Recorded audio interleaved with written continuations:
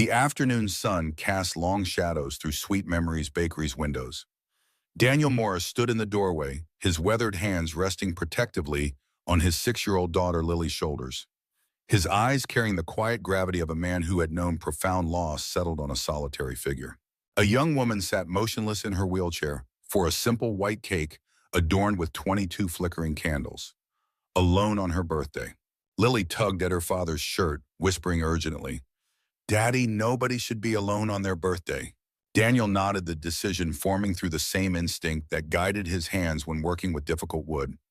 Some things you just knew in your bones. "Excuse me," Daniel said, his voice warm yet carrying the resonant strength of a man accustomed to being heard. "May we join you? No one should eat birthday cake alone." The young woman looked up, surprise flashing across her features. In the heartbeat of silence that followed, destinies began to intertwine in ways none of them could possibly imagine. The workshop smelled of fresh-cut pine and linseed oil. Morning light streamed through high windows. Daniel Morris ran his hand along the grain of a red oak plank, feeling the story written within its rings. 30 years of life had taught him that wood, like people, carried its history in its very fiber. The radio played softly, Johnny Cash singing about walking the line, as Lily sat at her small workbench, carefully sanding a wooden duck. "Easy with the grain, little bug," Daniel instructed. "Let the wood tell you which way it wants to go." Lily nodded solemnly. At 6 years old, she already showed a natural feel for woodworking that made Daniel's chest tighten with both pride and grief. Sarah would have loved seeing this.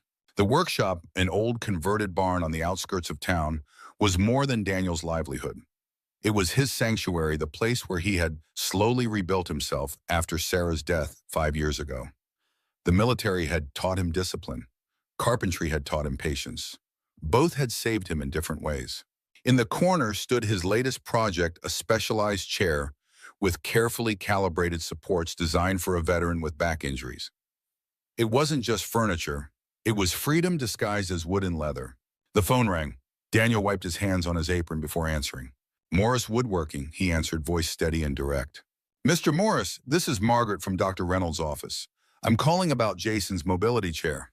Daniel's eyes moved to the chair in the corner. "It'll be ready tomorrow as promised. I've added some modifications to the armrest that should give him better leverage for transfers. That's why I'm calling. He mentioned difficulty with transfers, and Dr. Reynolds wondered if you might deliver it personally to help with the fitting." "Of course, I always do final adjustments on site." After hanging up, Daniel returned to his workbench, making notes in his leather-bound journal. His military precision evident in the careful measurements and detailed drawings. "Daddy, can we go to Sweet Memories today?" Lily asked. "It's Mommy's birthday." Daniel checked his watch, a simple timepiece with a worn leather strap that had survived 2 tours overseas. "Yes, little bug, we'll go this afternoon. We'll take her favorite flowers too." Lily beamed, "The yellow ones that look like sunshine." "Daffodils." Daniel nodded, his heart squeezing. "The ones that come back every spring, no matter how hard the winter." The ritual had become sacred, visiting the bakery on Sarah's birthday, ordering her favorite lemon cake, then taking daffodils to the cemetery. Daniel had learned that grief didn't disappear. You built your life around it the way a river shapes itself around an immovable stone. But Eva Lancaster stared out the window of her expansive bedroom, watching gardeners tend to the immaculate grounds of the Lancaster estate. From her wheelchair, the world always looked different, viewed from a perpetual seated position that altered perspectives in ways few understood. 4 years in this chair. 4 years since the drunk driver had shattered not just her spine, but the trajectory of her entire life. At 22, when others her age were finishing college or backpacking through Europe, Eva was fighting daily battles with her own body. The knock on her door was predictable, 10:30 a.m. time for physical therapy. "Come in," she called, turning her wheelchair with practiced ease. Nancy, her physical therapist, entered with a professional smile Eva had come to both appreciate and resent. Not Nancy's fault, she was good at her job and genuinely kind, but she was also paid to care, a distinction that hollowed out even the warmest interactions. "Good morning, Eva. Ready to work those upper body muscles?" Eva nodded, moving toward the home gym her father had installed after the accident. State-of-the-art equipment, the best money could buy. Richard Lancaster's solution to everything: throw money at the problem until it went away.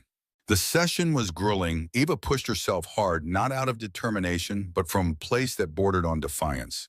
Her biceps strained as she pulled herself up on the bars, sweat beading on her forehead. "Excellent progress," Nancy encouraged. Your upper body strength has improved significantly. Eva lowered herself back into her chair, breathing heavily. Strong arms make up for useless legs, I suppose. Nancy's expression softened. They make you independent. That's what matters. Independence, a relative term when you lived in a gilded cage. Eva had all the independence money could buy, a customized wheelchair, a specially adapted vehicle she rarely used round-the-clock staff. What she didn't have was genuine connection. After therapy, Eva wheeled herself to the massive kitchen where Maria, the longtime family cook, was preparing lunch. "Ah, Miss Eva." Maria smiled, the only person in the house whose warmth felt untainted by financial transaction.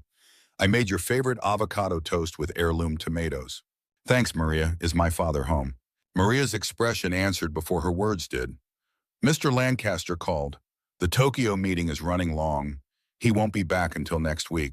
Of course, another canceled visit, another business emergency. "Miss Eva," Maria hesitated, wiping her hands on her apron, "it's your birthday next week. Any special requests?" "Birthday. 23. Another milestone to be marked without celebration." "Nothing special, Maria. Thank you for remembering, though." Maria frowned slightly.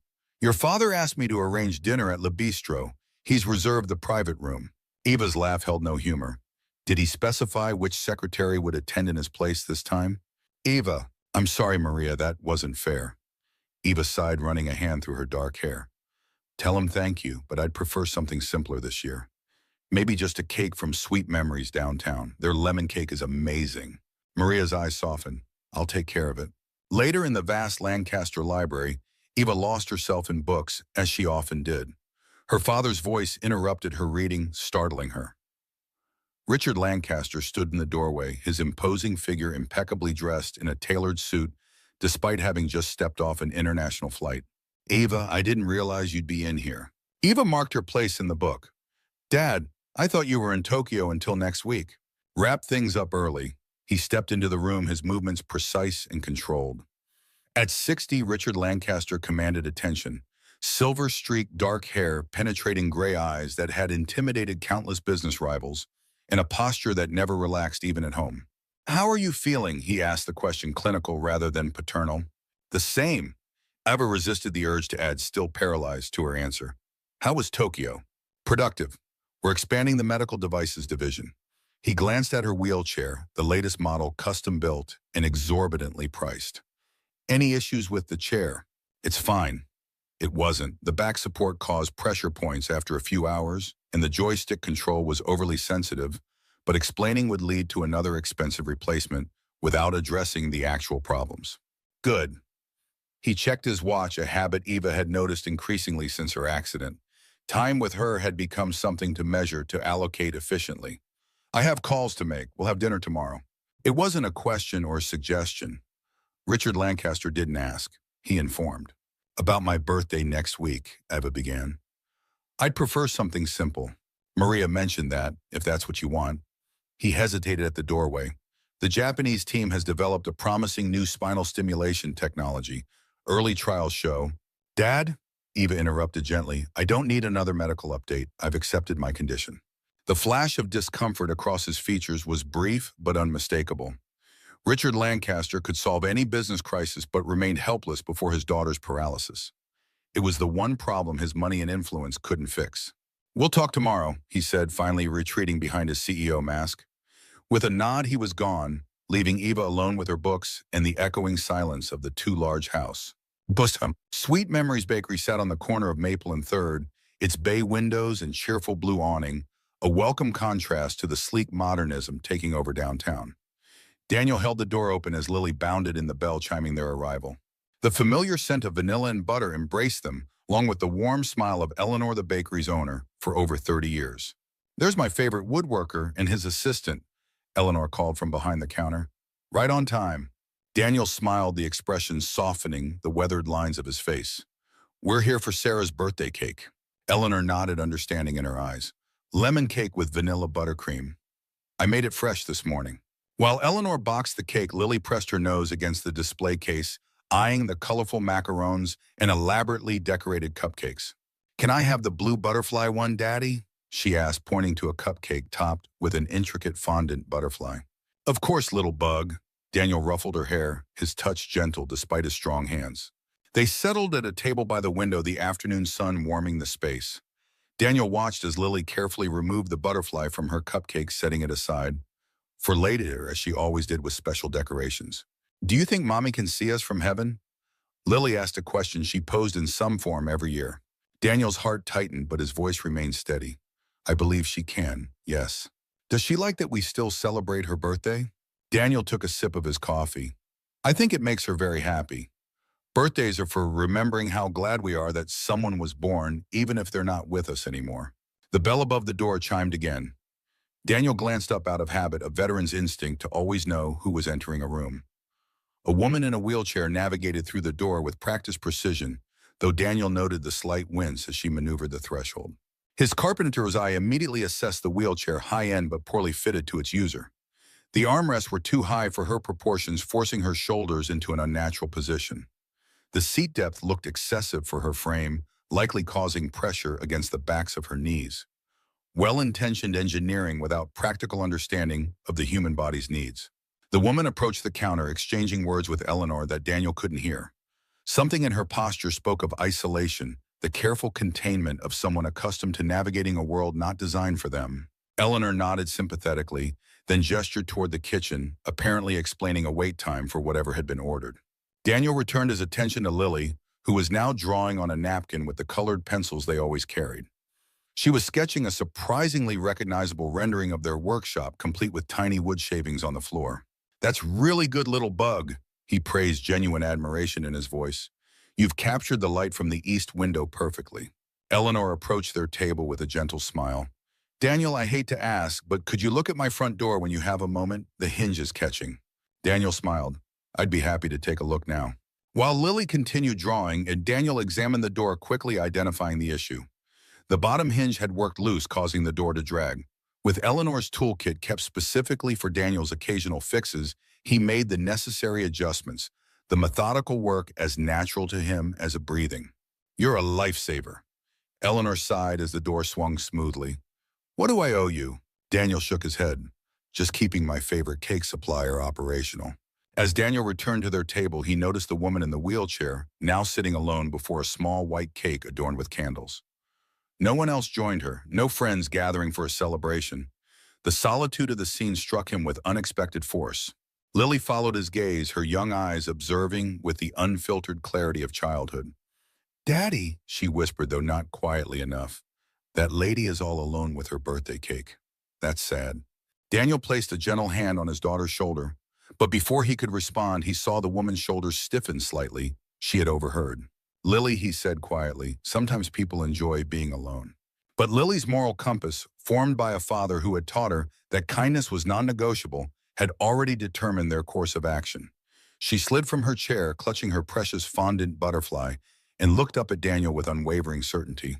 "Daddy, you said nobody should be alone on their birthday. That's why we always bring Mommy's favorite flowers, even though she's in heaven." Daniel felt a surge of complex emotions, pride in his daughter's compassion, concern about intruding on a stranger's privacy, and recognition of a truth he himself had taught her. His hesitation lasted only seconds before he nodded, rising from his chair. "You're right, little bug. Let's see if she'd like some company." They approached the table, Daniel's stride measured but confident, Lily practically skipping beside him.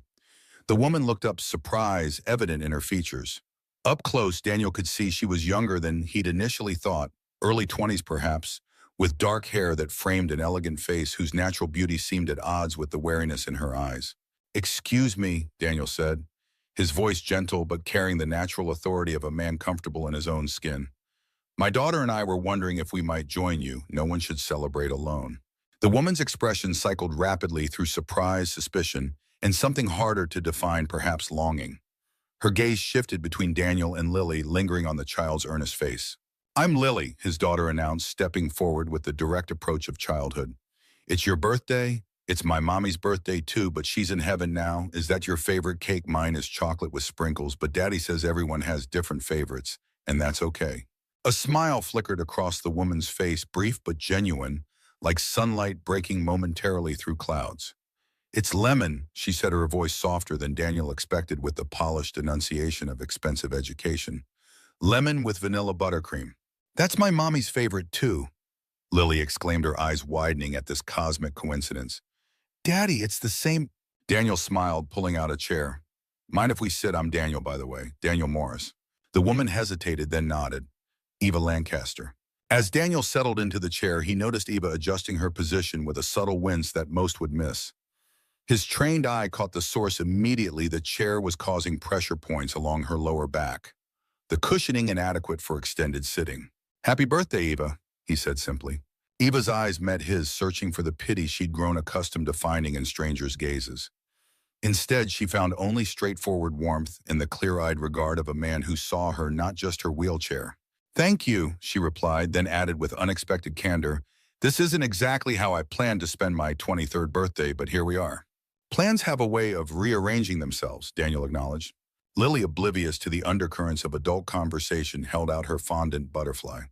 This is for you, for your birthday. Butterflies mean new beginnings, Daddy told me that. Eva accepted the small decoration, genuine surprise softening her features. That's very kind of you, Lily. Are you here all alone?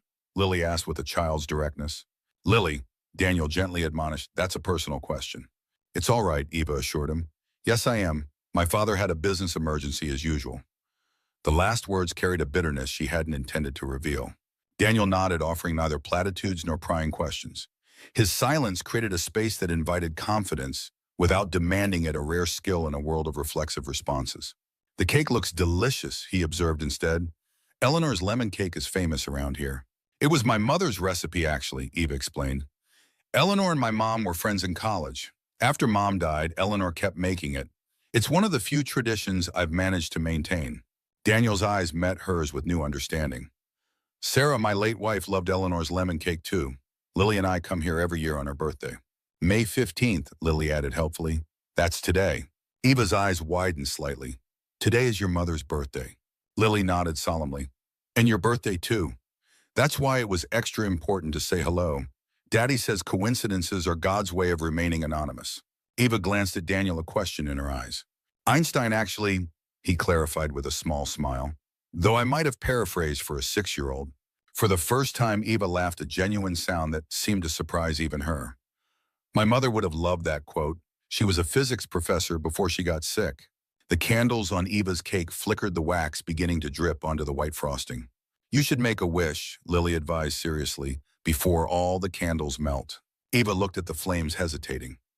I haven't made a birthday wish since the accident, she admitted quietly. Daniel's gaze held steady, no judgment in his blue eyes. Maybe this year is different. Something in his tone, the simple certainty that change was possible, made Eva close her eyes. She sat motionless for a moment, then leaned forward and blew out all 23 candles in one breath. Lily clapped delightedly. Did you wish for something good? Eva smiled, a real smile that transformed her face. I think I did, yes. As they shared the cake, Eva insisting they help her eat it, a peculiar ease developed between them. Daniel spoke about his woodworking, explaining his current project designing specialized furniture for people with mobility challenges. Most mass-produced mobility aids are designed by engineers who've never spent a day with limited mobility. He explained, passion evident in his voice. They solve the mechanical problem without addressing the human experience. Eva listened with growing interest. That's exactly it. My wheelchair costs more than some cars, but after an hour, my shoulders ache and my lower back feels like it's on fire. Daniel nodded, unsurprised. The armrests are too high for your proportions, and the back support lacks proper lumbar cushioning. Eva stared at him. How could you possibly know that? I notice how things fit together or don't, he answered simply. It's both a gift and a curse. I can't walk into a room without assessing the joinery of every piece of furniture. Daddy fixes things, Lily contributed proudly. He built me a special desk that grows when I do. Daniel smiled at his daughter's description. Adjustable height furniture. Lily helped design it. As the afternoon progressed, Eva found herself sharing more than she'd intended about her life before the accident, her struggles since, and her complicated relationship with her father. Daniel listened attentively, offering occasional insights without presuming to understand her specific challenges. He means well, Eva sighed, describing her father's approach to her disability. But he treats my paralysis like a failed business venture, something to be fixed with enough money and the right experts. Daniel nodded thoughtfully. Sometimes the hardest thing for a parent is accepting what they can't fix for their child. Is that your professional opinion as a father? Eva asked, her tone gently teasing. As a father who's made plenty of mistakes, Daniel acknowledged. After Sarah died, I tried to protect Lily from all pain. It took time to realize that wasn't my job or even possible. My job was to give her tools to face life's difficulties, not shield her from them. As the conversation continued, Eva noticed Daniel occasionally glancing at her wheelchair with a thoughtful expression. You're analyzing my chair, aren't you? She finally asked, amusement rather than offense in her tone. Daniel looked slightly embarrassed. Professional hazard, I'm sorry. Don't be. What's your assessment? It's a high-end model with good components, but he hesitated. But it wasn't designed for someone exactly like me, Eva finished for him. No mobility aid should cause pain, Daniel stated firmly. A properly fitted chair should feel like an extension of your body, not an imposition on it. As the afternoon light began to fade, Daniel glanced at his watch. We should be going, Lily. We still need to take Mommy's flowers to the cemetery. Lily looked disappointed but nodded, understanding the importance of their ritual. She turned to Eva. Will you be here next year on your birthday? We could celebrate together. The innocent question hung in the air, laden with implications about connection and future possibilities that made both adults momentarily speechless. That's very sweet, Lily, Eva finally replied, careful not to make promises to a child. I'd like that. As they prepared to leave, Daniel hesitated, then pulled a business card from his wallet. It was simple Morris woodworking, with his contact information and a small engraving of a hand plane. If you ever need any adaptations to your living space or furniture, please call. No obligation. Eva accepted the card, turning it over in her fingers. Thank you for the company and the cake. It was unexpectedly nice. Daniel smiled, the expression transforming his serious face. Happy birthday, Eva. Later that night in her room at the Lancaster estate, Eva found herself thinking about Daniel's observations regarding her wheelchair. On impulse, she picked up her phone and took several photos of her chair from different angles, attaching them to an email along with a brief message. You mentioned my chair isn't properly fitted. I'm curious what you'd suggest. No obligation, of course, Eva. She hesitated before pressing send, questioning the impulse. Was it really about the chair, or the unexpected connection with someone who spoke to her as an equal? With a deep breath, she sent the email, telling herself it was merely practical inquiry. Nothing more. 3 days later, Daniel stood in his workshop, carefully measuring the prototype he'd constructed based on Eva's photos. It was a simple attachment for her existing wheelchair, a customized lumbar support, with adjustable armrests that could be installed without permanent modification to the expensive chair. He hadn't planned to build it. After receiving her email, he'd intended to simply reply with suggestions. But something about Eva's situation had resonated with him, activating the problem solver that had helped him survive both war and grief. Lily watched from her workbench, small hands carefully sanding a piece of pine. Is that for the birthday lady, Daddy? Daniel nodded, testing the smoothness of a curve with his fingertips. It is. Her chair's hurting her back, and this might help. Because you help people who hurt, Lily stated with the simple certainty of childhood. Daniel glanced at his daughter, struck by her perception. I try, little bug. The ringing phone interrupted his thoughts. The caller ID showed Lancaster Technologies, causing Daniel's brow to furrow in confusion. He answered with professional composure. Morris Woodworking. Mr. Morris. The voice was crisp, authoritative. This is Richard Lancaster, CEO of Lancaster Technologies.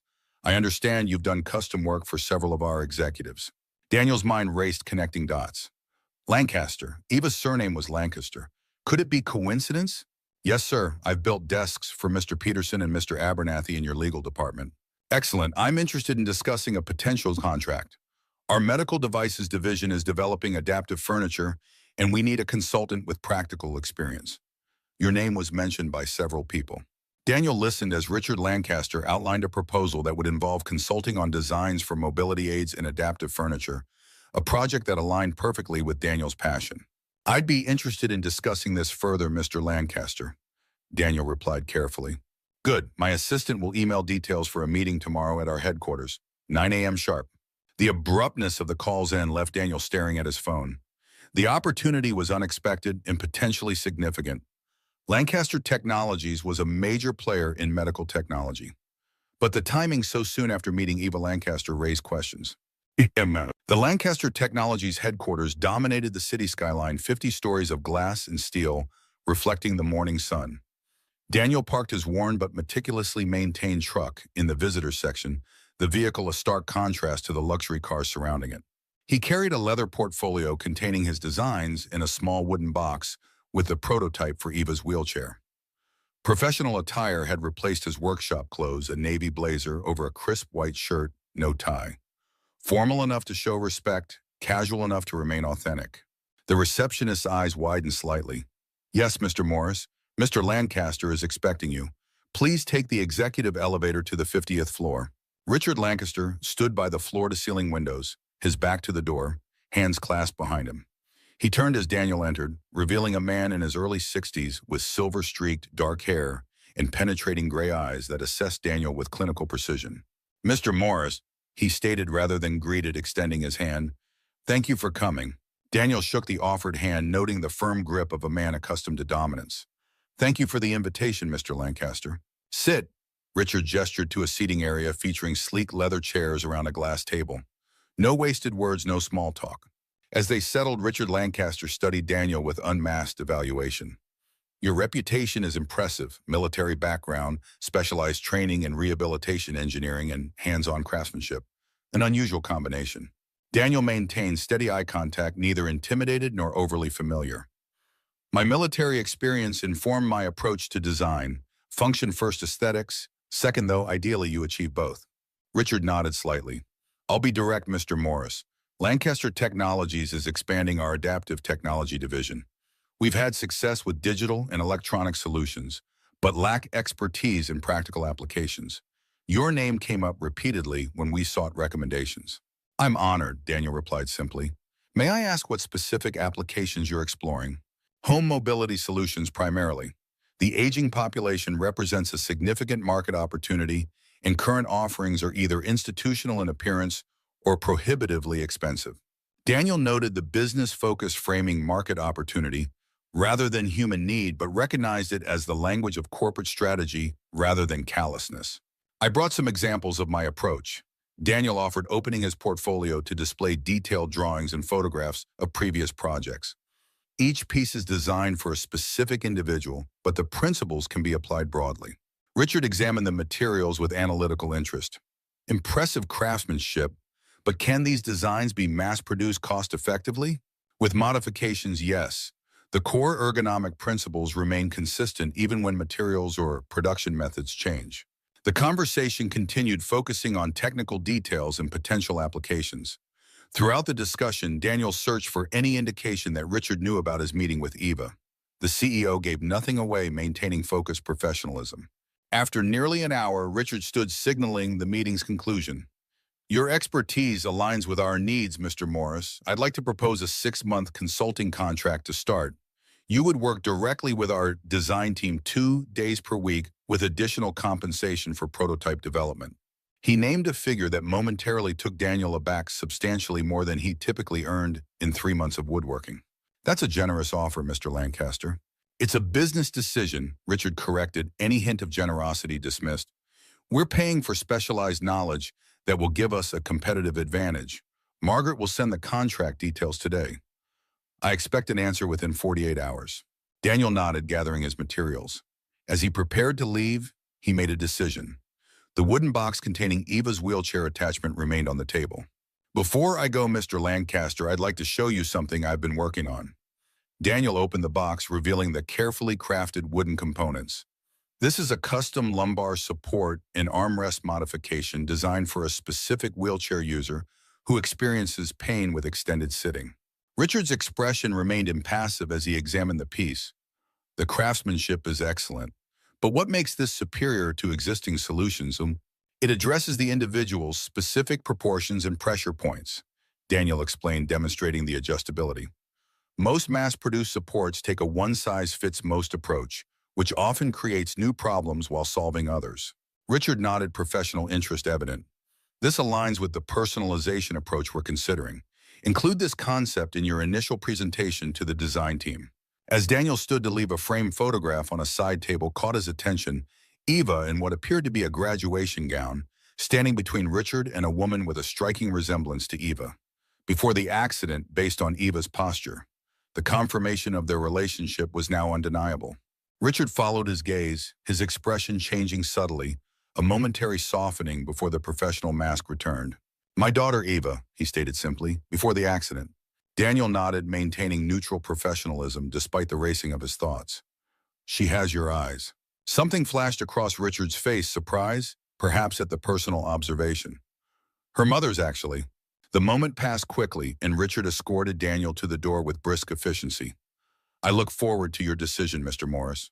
The following Saturday, Daniel was working in his shop when the bell above the door chimed, signaling a visitor.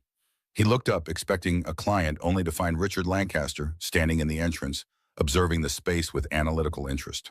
Mr. Lancaster, Daniel acknowledged, setting aside his tools and wiping his hands on his apron. This is unexpected. Richard nodded, moving further into the workshop with measured steps. I prefer to see things firsthand. Your consulting work has impressed my team. I wanted to understand where it comes from. Daniel gestured toward the space. Feel free to look around. Richard moved through the workshop, methodically examining completed pieces and works in progress with the eye of someone who appreciated craftsmanship without necessarily understanding its creation. He paused before the specialized chair Daniel had been building for the veteran with back injuries.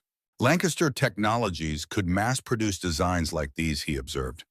Reach thousands instead of dozens. Different purposes, Daniel replied, joining him beside the chair. Mass production serves breadth. This serves depth, one person's specific needs precisely met. Richard considered this distinction, running his hand along the chair's arm. Both have value. Yes, Daniel agreed, surprised by the concession. They do? Richard turned to face him directly. I spoke with Eva last night. She was quite adamant about your character. Daniel maintained a neutral expression, despite his surprise that Eva and her father had discussed him. Eva forms her own opinions. Indeed, Richard's gaze was evaluating but less hostile than expected. She mentioned you refused payment for modifications to her wheelchair. Why? The question seemed to carry weight beyond simple curiosity. Daniel considered his answer carefully. Some things we do for livelihood, others we do because they matter. He met Richard's gaze steadily. Helping Eva be more comfortable mattered. Richard's expression remained unreadable, but something shifted in his eyes, a reassessment, perhaps, or the beginning of one. Eva has invited you to our home for dinner next Friday, he stated rather than asked. I've agreed to be present. Daniel understood the significance of this development, not quite approval, but a willingness to observe firsthand. I look forward to it. 8 o'clock, Richard confirmed, moving toward the door. Don't be late. As Richard departed, the invitation hung in the air like both opportunity and challenge. A chance to demonstrate directly to Richard Lancaster that his interest in Eva was genuine, his character sound. Daniel returned to his work, hands steady as they shaped wood with practiced precision. First Eva, now this evolving dynamic with her father, both intersecting with his professional opportunity at Lancaster Technologies. The path forward was uncertain, but the direction felt right. For now, that was enough. The Lancaster estate stood like a modernist fortress on the city's outskirts, glass, steel, and limestone arranged in clean lines that spoke of wealth without ostentation. Daniel navigated his truck up the winding driveway, acutely aware of how out of place the reliable old vehicle looked against this backdrop of calculated perfection. He checked his watch, 7:52 p.m. Early, but not excessively so. In the military, he'd learned that punctuality meant arriving with enough time to assess a situation, but not so early as to inconvenience others. 8 minutes felt right. The front door opened before he could ring the bell. A uniformed housekeeper greeted him with professional courtesy, taking his coat and leading him through the vast entryway. Daniel's carpenter's eye couldn't help but notice the impeccable joinery of the woodwork, the precision of every angle, the perfect balance of form and function throughout the space. Mr. Morris, Richard Lancaster's voice came from the entrance to what appeared to be a formal living room. He stood with the straight-back posture of a man accustomed to command, dressed in what was likely a casual outfit by his standards, tailored slacks and a cashmere sweater that probably cost more than Daniel's monthly mortgage. Mr. Lancaster, Daniel replied, extending his hand. The handshake was firm, evaluative on both sides. Thank you for having me. Eva will be joining us shortly, Richard stated, gesturing toward a seating area where crystal decanters stood on a side table. Scotch. Please. Daniel nodded, accepting the social protocol despite rarely drinking. One glass nursed slowly would be his limit, a habit formed during his military years when clear judgment mattered more than social lubrication. Richard poured 2 fingers of amber liquid into heavy crystal tumblers, the familiar movements of a man who performed this ritual often. 18 years old, he commented, handing one to Daniel. I find the older vintages too peaty. Daniel accepted the glass, recognizing the statement as both information and a subtle test of his knowledge. The younger ones maintain a better balance between smoke and caramel. He agreed, taking a small sip and appreciating the complex flavors despite his usual preference for simpler drinks. Richard's eyebrow raised slightly, approval perhaps, or simply acknowledgement that Daniel had passed some minor evaluation. He gestured toward one of the leather armchairs, taking a seat in its twin opposite. Your contract was processed yesterday, Richard stated without preamble. The design team is eager to begin consultations next week. I'm looking forward to it, Daniel replied. The prototype concepts I've seen show promising technical innovation. Technical innovation is what Lancaster Technologies excels at, Richard agreed. What we lack is the human element, the bridge between engineering excellence and practical usability. He studied Daniel over the rim of his glass. That's where you come in.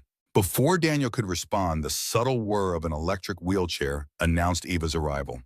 She entered the room with a grace that somehow transcended her seated position, wearing a deep blue dress that complemented her dark hair, which was pulled back in a simple but elegant style. Her face brightened visibly when she saw Daniel, a transformation so striking that Daniel wondered if Richard had noticed the change. Daniel, you found us without trouble. Your directions were excellent, Daniel replied, standing as she approached. He was struck again by how her natural beauty seemed at odds with the guardedness in her eyes, except when she smiled as she was now, and the wariness temporarily retreated. The modifications to my chair have made an extraordinary difference, she told him, positioning herself in the open space between the armchairs. I've had no back pain at all since you installed them. I'm glad to hear it, Daniel replied simply. Sometimes the smallest adjustments make the biggest difference. Richard watched this exchange with the analytical attention of a scientist observing an experiment. Eva tells me you refused payment for your work on her chair. He commented, the statement carrying the weight of a question. As I mentioned at the workshop, some things we do because they matter, Daniel answered, meeting Richard's evaluative gaze directly. Not everything needs to be a financial transaction. An unusual philosophy in today's world, Richard observed, swirling the scotch in his glass. Most people are quick to capitalize on any opportunity. Most people haven't seen what really matters the way Daniel has. Eva interjected, a protective edge in her voice that surprised both men. There's more to value than what can be listed on a balance sheet. Richard's expression tightened momentarily, not anger exactly, but the discomfort of a man unused to being challenged, especially by his daughter. Perhaps, he conceded after a moment, though survival in this world generally requires practical considerations. Dinner is served, Mr. Lancaster, the housekeeper announced from the doorway, providing a timely transition from the increasingly tense conversation. The dining room continued the theme of understated opulence.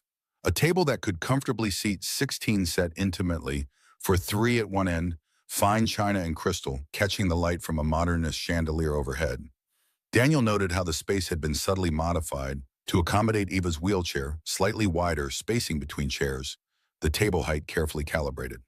Attention to detail that spoke of care, whatever other complications existed in the Lancaster family dynamic. As they settled at the table, Richard at the head with Eva and Daniel on either side, Daniel couldn't help but notice how the positioning created a subtle power dynamic. Richard presiding, Daniel and Eva as supplicants of sorts. Whether intentional or habitual, it revealed something about how Richard viewed his role in any situation. The meal began with a chilled soup served by the efficient household staff, who seemed to materialize and disappear with practiced invisibility. The conversation remained initially on safe topics: the unseasonably warm weather, an upcoming exhibit at the city's art museum, Daniel's initial impressions of the Lancaster Technologies facilities. It was during the main course, perfectly cooked beef tenderloin with seasonal vegetables, that Richard steered the conversation toward more substantive waters. Eva mentioned you served 2 tours overseas, he said, cutting his meat with surgical precision. Special forces, I understand.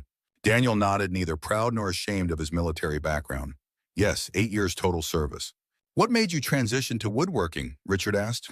Seems an unusual shift from military service. Daniel considered his answer carefully, aware that Eva was watching him with genuine curiosity. I came from a family of builders. My grandfather was a master carpenter, taught me the basics growing up. After my discharge, I needed something Grounding. Working with wood provided that stability. Stability is valuable, Richard acknowledged, but surely your military skills would have been highly marketable in private security or defense contracting. The financial opportunities would have been substantial. Daniel set down his fork, giving the question the consideration it deserved. There's satisfaction in creating something that will outlast you, he finally said. In the military, I was part of necessary destruction. I wanted my civilian life to be about building something worthwhile. Eva's eyes reflected something that might have been admiration, while Richard's analytical gaze seemed to be cataloging Daniel's response against some internal framework. An admirable sentiment, Richard finally said, though I imagine supporting a child on a craftsman's income presents challenges. Dad? Eva interjected, her tone carrying a warning. It's a fair question, Daniel assured her before addressing Richard directly. I live within my means. Lily has everything she needs, if not everything society tells her she should want. The workshop provides a comfortable living. And now your consulting position with Lancaster Technologies will supplement that, Richard observed.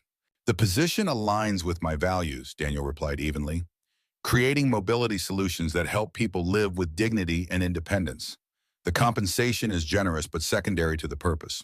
Richard's expression suggested skepticism, but he merely nodded and turned the conversation toward Eva's recent volunteer work with the children's art program. Daniel noticed how her face animated when discussing the online sessions she conducted with hospitalized children, teaching them art appreciation and simple techniques they could manage even from hospital beds. I'm developing a proposal for an expanded program, she explained, genuine passion in her voice, using art therapy approaches specifically designed for children with limited mobility or chronic pain. The research shows significant benefits for both psychological well-being and pain management.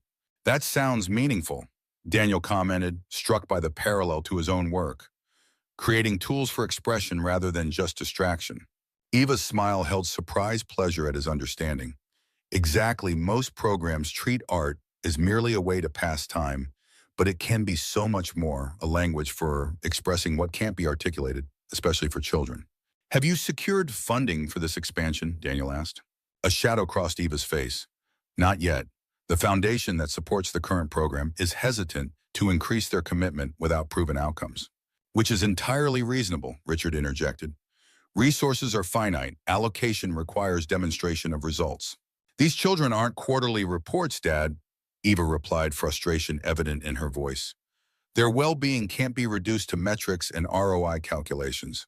All worthwhile endeavors require sustainable models. Richard countered, his tone suggesting this was a long-standing disagreement. Sentiment doesn't pay for programming or materials. Daniel observed the familiar pattern of their interaction. Eva's passion meeting Richard's pragmatism, neither quite hearing the other's underlying concerns. The dynamic reminded him of discussions with military strategists who saw only objectives, while field operators saw the human realities on the ground. Perhaps there's middle ground, Daniel suggested carefully. Meaningful metrics that capture real impact without reducing the children to statistics. In the military, we learned that both the mission parameters and the human elements mattered. Ignoring either led to failure. Both Lancasters looked at him with surprise, as if they'd momentarily forgotten his presence in the heat of their familiar argument. Eva recovered first, a thoughtful expression replacing her frustration. That makes sense, she acknowledged. I've been resistant to metrics because they often miss what matters most, but designing better measurements rather than rejecting them entirely. That might work. Richard studied Daniel with renewed interest. A pragmatic approach, he conceded. Eva has always been resistant to quantifying outcomes, while I perhaps focus too exclusively on measurable results. It was the first time Daniel had heard Richard acknowledge any limitation in his perspective, and the concession seemed to surprise Eva as much as it did Daniel. The conversation shifted to safer topics as dessert was served, a delicate lemon tart that Eva mentioned was her mother's favorite recipe. Daniel noticed how Richard's expression softened at the mention of his late wife, a brief glimpse of the man behind the CEO facade. Eleanor, its sweet memories, still makes it exactly as Catherine taught her. Richard remarked, his tone gentler than Daniel had yet heard from him. 25 years of friendship preserved in a recipe. Mom would have loved knowing her legacy lives on in lemon zest and butter. Eva smiled, the shared memory momentarily bridging the gap between father and daughter. As coffee was served in the living room following dinner, Daniel found himself seated beside Eva, while Richard excused himself briefly to take what he described as an unavoidable call from Tokyo. "I apologize for my father's interrogation techniques," Iva said once they were alone, her tone lightly ironic but with genuine concern beneath. "He approaches personal relationships like hostile takeovers." Daniel smiled. "I've faced tougher questioning from drill sergeants, and they didn't serve 18-year-old scotch." Eva laughed, the sound genuine and unguarded. "You handled him well. Most people either cower or overcompensate with bravado. You just stayed yourself." "The benefit of age and experience," Daniel replied. "You learn what battles matter and what's just noise." Eva studied him with curious intensity. "You don't fit any of the categories he's trying to place you in. It's confusing him." "What categories are those?" "Fortune hunter, social climber, charity case, potential business advantage." Eva ticked off the possibilities with blunt candor. "He's trying to determine your angle. And if there isn't one," Eva's expression turned serious, "then you'd be the first person in a very long time to approach either of us without an agenda." The vulnerability beneath her matter-of-fact tone touched something in Daniel. Before he could respond, Richard returned his CEO mask firmly back in place. "My apologies," he said briskly. "Manufacturing issues in our Tokyo facility. Nothing that can't be resolved, but timing is critical with the Asian markets opening in a few hours." The rest of the evening proceeded pleasantly enough, though Daniel sensed Richard's continued evaluation behind every question and observation. When Daniel mentioned it was time for him to leave, Lily was with a sitter who needed to get home. Richard nodded with what seemed like approval at this evidence of parental responsibility. "I'll walk you out," Eva offered, maneuvering her wheelchair toward the hallway. Richard extended his hand to Daniel. "Thank you for coming. I look forward to seeing the results of your collaboration with our design team." Daniel read the subtext clearly. Richard was compartmentalizing, keeping Daniel's professional role distinct from whatever personal connection might be developing with Eva. "The collaboration looks promising," Daniel replied, matching Richard's professional tone while maintaining steady eye contact. "Thank you for your hospitality." Eva led him through the sprawling house to a side entrance where his truck was visible through floor-to-ceiling windows. When they reached the door, she turned to face him, a mix of emotions playing across her features. "I'd apologize again for my father, but that would imply I expect him to change," she said with a rueful smile. "No apologies needed," Daniel assured her. "He's protective of you. That's natural." "It's not protection," Eva corrected gently. "It's control. There's a difference." Daniel nodded, acknowledging the distinction. "The line gets blurry sometimes, especially for parents. After Sarah died, I was so afraid of losing Lily too that I nearly smothered her with protection. Took time to learn the difference between keeping her safe and keeping her from living." Eva's eyes softened. "You learn, though. That's what matters." "We all learn at different rates." Daniel observed his tone, suggesting he included Richard in this assessment. "Some never learn at all," Eva countered, but without bitterness, simple observation. Daniel hesitated, then decided on honesty. "Would you like to bring Lily to the children's art program sometime? She's been asking about you, and she loves drawing. Might be good for her to see how art can help kids who are facing challenges." Eva's face brightened visibly. "I'd love that. The next session is Tuesday afternoon at 4. Would that work with your schedule?" "Perfect. I finish at Lancaster Technologies at 3 that day." Daniel smiled, realizing how quickly their lives were beginning to intertwine in small but meaningful ways. As he drove home through the quiet streets, Daniel reflected on the evening. Richard Lancaster remained a complex figure, clearly devoted to his daughter in his way, yet seemingly unable to see her fully as an independent adult with her own path. The consulting opportunity with Lancaster Technologies was genuinely exciting, aligning with Daniel's passion for creating mobility solutions that enhance dignity and independence. And then there was Eva herself, brilliant, resilient, caught between her physical limitations and her father's controlling nature, yet maintaining her compassion and spirit. Daniel found himself increasingly drawn to her complexity, her strength, her subtle humor. When he arrived home, paid the sitter, and checked on Lily, sound asleep, her small hand curled around the wooden fox he'd carved for her. Daniel acknowledged to himself that what had begun as a chance encounter was becoming something he hadn't expected to find again after Sarah's death. Something both exhilarating and terrifying in its fragile potential. 2 weeks into his consulting position at Lancaster Technologies, Daniel found himself fully immersed in the mobility division's projects. The engineering team had initially viewed him with the skepticism technical experts often reserve for practical consultants, but his detailed knowledge of biomechanics, learned through his military training and refined through years of custom furniture design, had quickly earned their respect. Today's meeting focused on the prototype for an adjustable home chair designed for seniors with mobility challenges. The team had gathered in the development lab, where multiple iterations of the chair stood in various stages of completion. The hydraulic lift mechanism is innovative, Daniel acknowledged, examining the latest version, but the control placement requires users to reach behind their back, impossible for anyone with shoulder or rotational limitations. Dr. Chen, the lead engineer, frowned slightly. The placement was necessary for the hydraulic configuration. Then the hydraulic configuration needs to be reconsidered, Daniel stated firmly but respectfully. The best technology is worthless if the user can't access it comfortably. The design team exchanged glances, some surprised, others intrigued by this direct challenge to their approach. Daniel unrolled his sketches on the conference table. If we relocate the control mechanism here, he indicated a position along the side of the seat, and modify the hydraulic lines to curve rather than angle, we maintain functionality while dramatically improving usability. Dr. Chen leaned forward, examining the proposed modification with professional interest. The manufacturing complexity would increase. Initially, yes, Daniel conceded, but user adoption and satisfaction would increase proportionally, justifying the additional production cost. The discussion continued for nearly an hour, with Daniel maintaining a balance between respecting the team's technical expertise and advocating for the human experience. By the session's end, the engineers were incorporating several of his suggestions into a revised prototype, and Dr. Chen had invited Daniel to participate in the next round of user testing. As the team dispersed, Daniel noticed Richard Lancaster standing in the doorway, observing with his characteristic analytical attention. How long he had been there was impossible to determine. "Mr. Morris," Richard acknowledged, approaching as the last engineer exited, "you've made quite an impression on our development team. Dr. Chen is not easily persuaded to modify his designs." "He's brilliant," Daniel replied sincerely. "All of them are. They just need to remember they're designing for humans with limitations, not idealized users." Richard nodded, his expression thoughtful. "Walk with me. There's something I'd like to show you." They moved through the facility to a secure area that required Richard's biometric identification to access. The door opened to reveal a laboratory unlike the others. Daniel had seen more advanced equipment, fewer staff, and a general atmosphere of heightened confidentiality.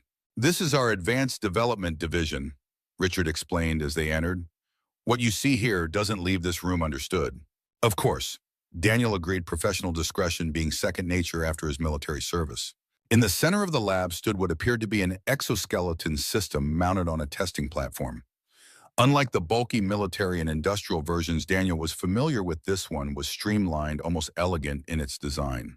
"The Autonomy series," Richard stated with understated pride, "our next-generation mobility assistance system, lightweight carbon fiber frame, neural response integration, and adaptive positioning." Daniel circled the prototype, his trained eye assessing the engineering and ergonomic elements. The design was remarkable, clearly the product of world-class innovation and substantial investment. "This could be life-changing for people with partial mobility limitations," he observed, noting the system's potential applications. "Particularly degenerative conditions where maintaining muscle tone and circulation is critical." Richard nodded, pleased by Daniel's immediate grasp of the system's potential. "Precisely. We're not looking to replace wheelchairs for those with complete paralysis.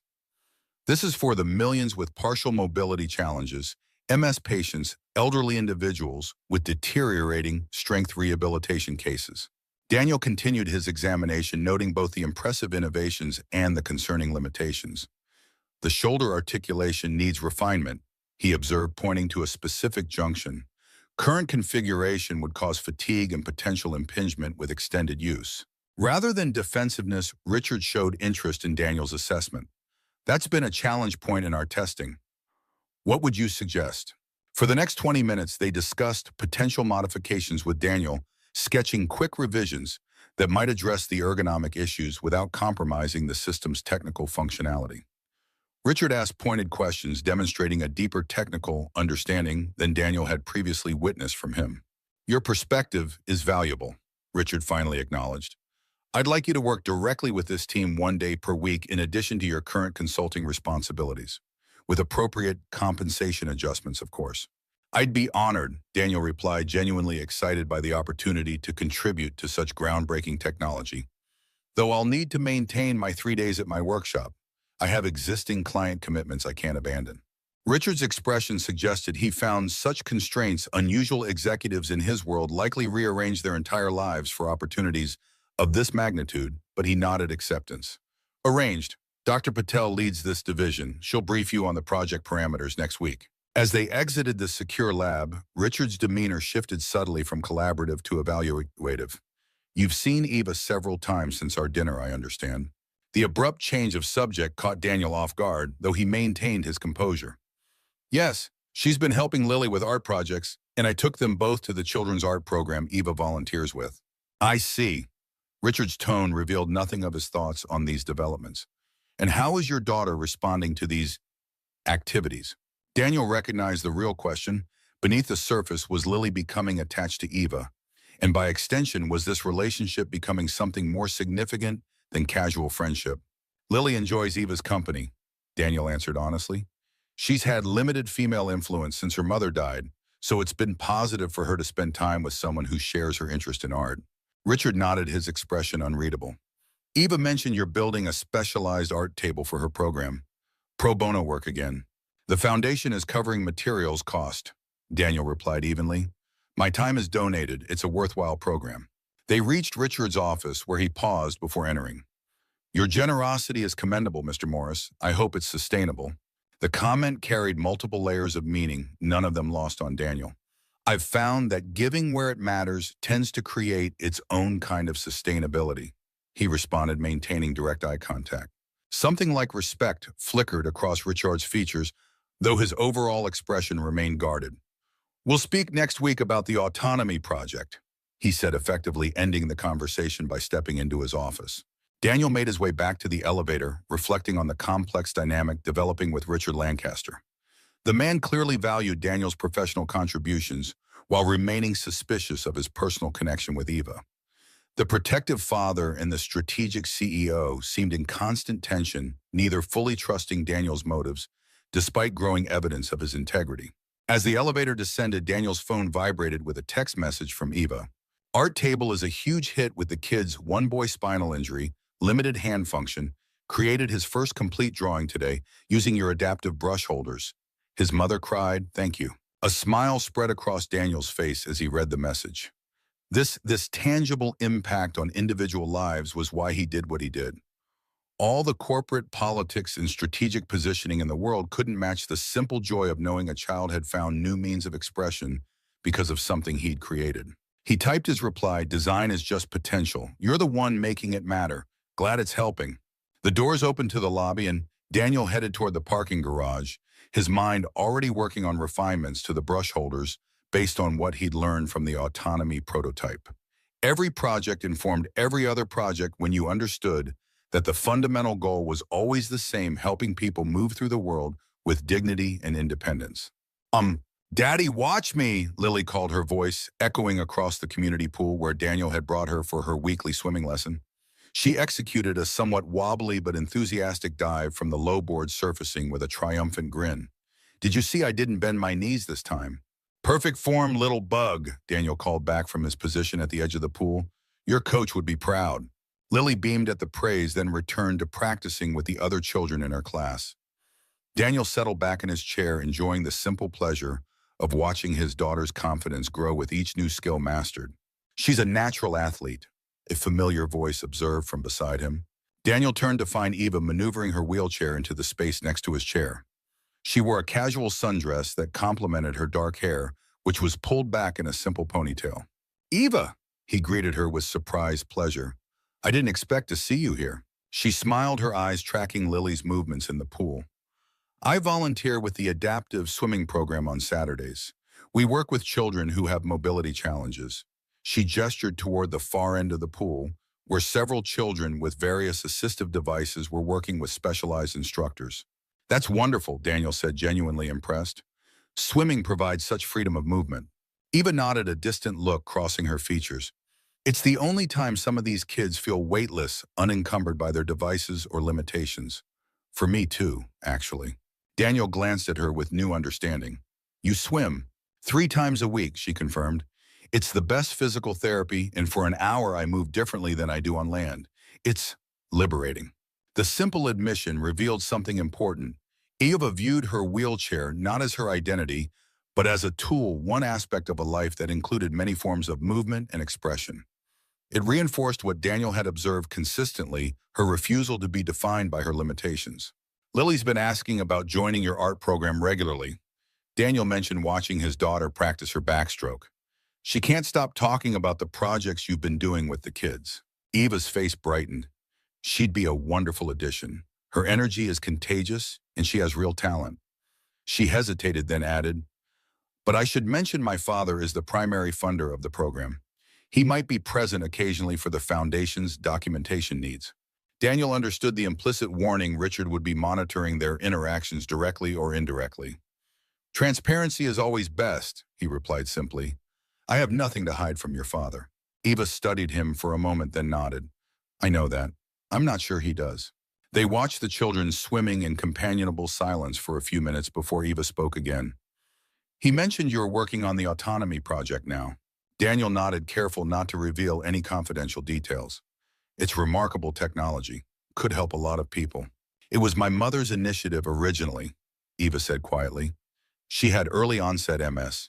The initial research funding came from her family trust earmarked specifically for mobility assistance that maintained dignity.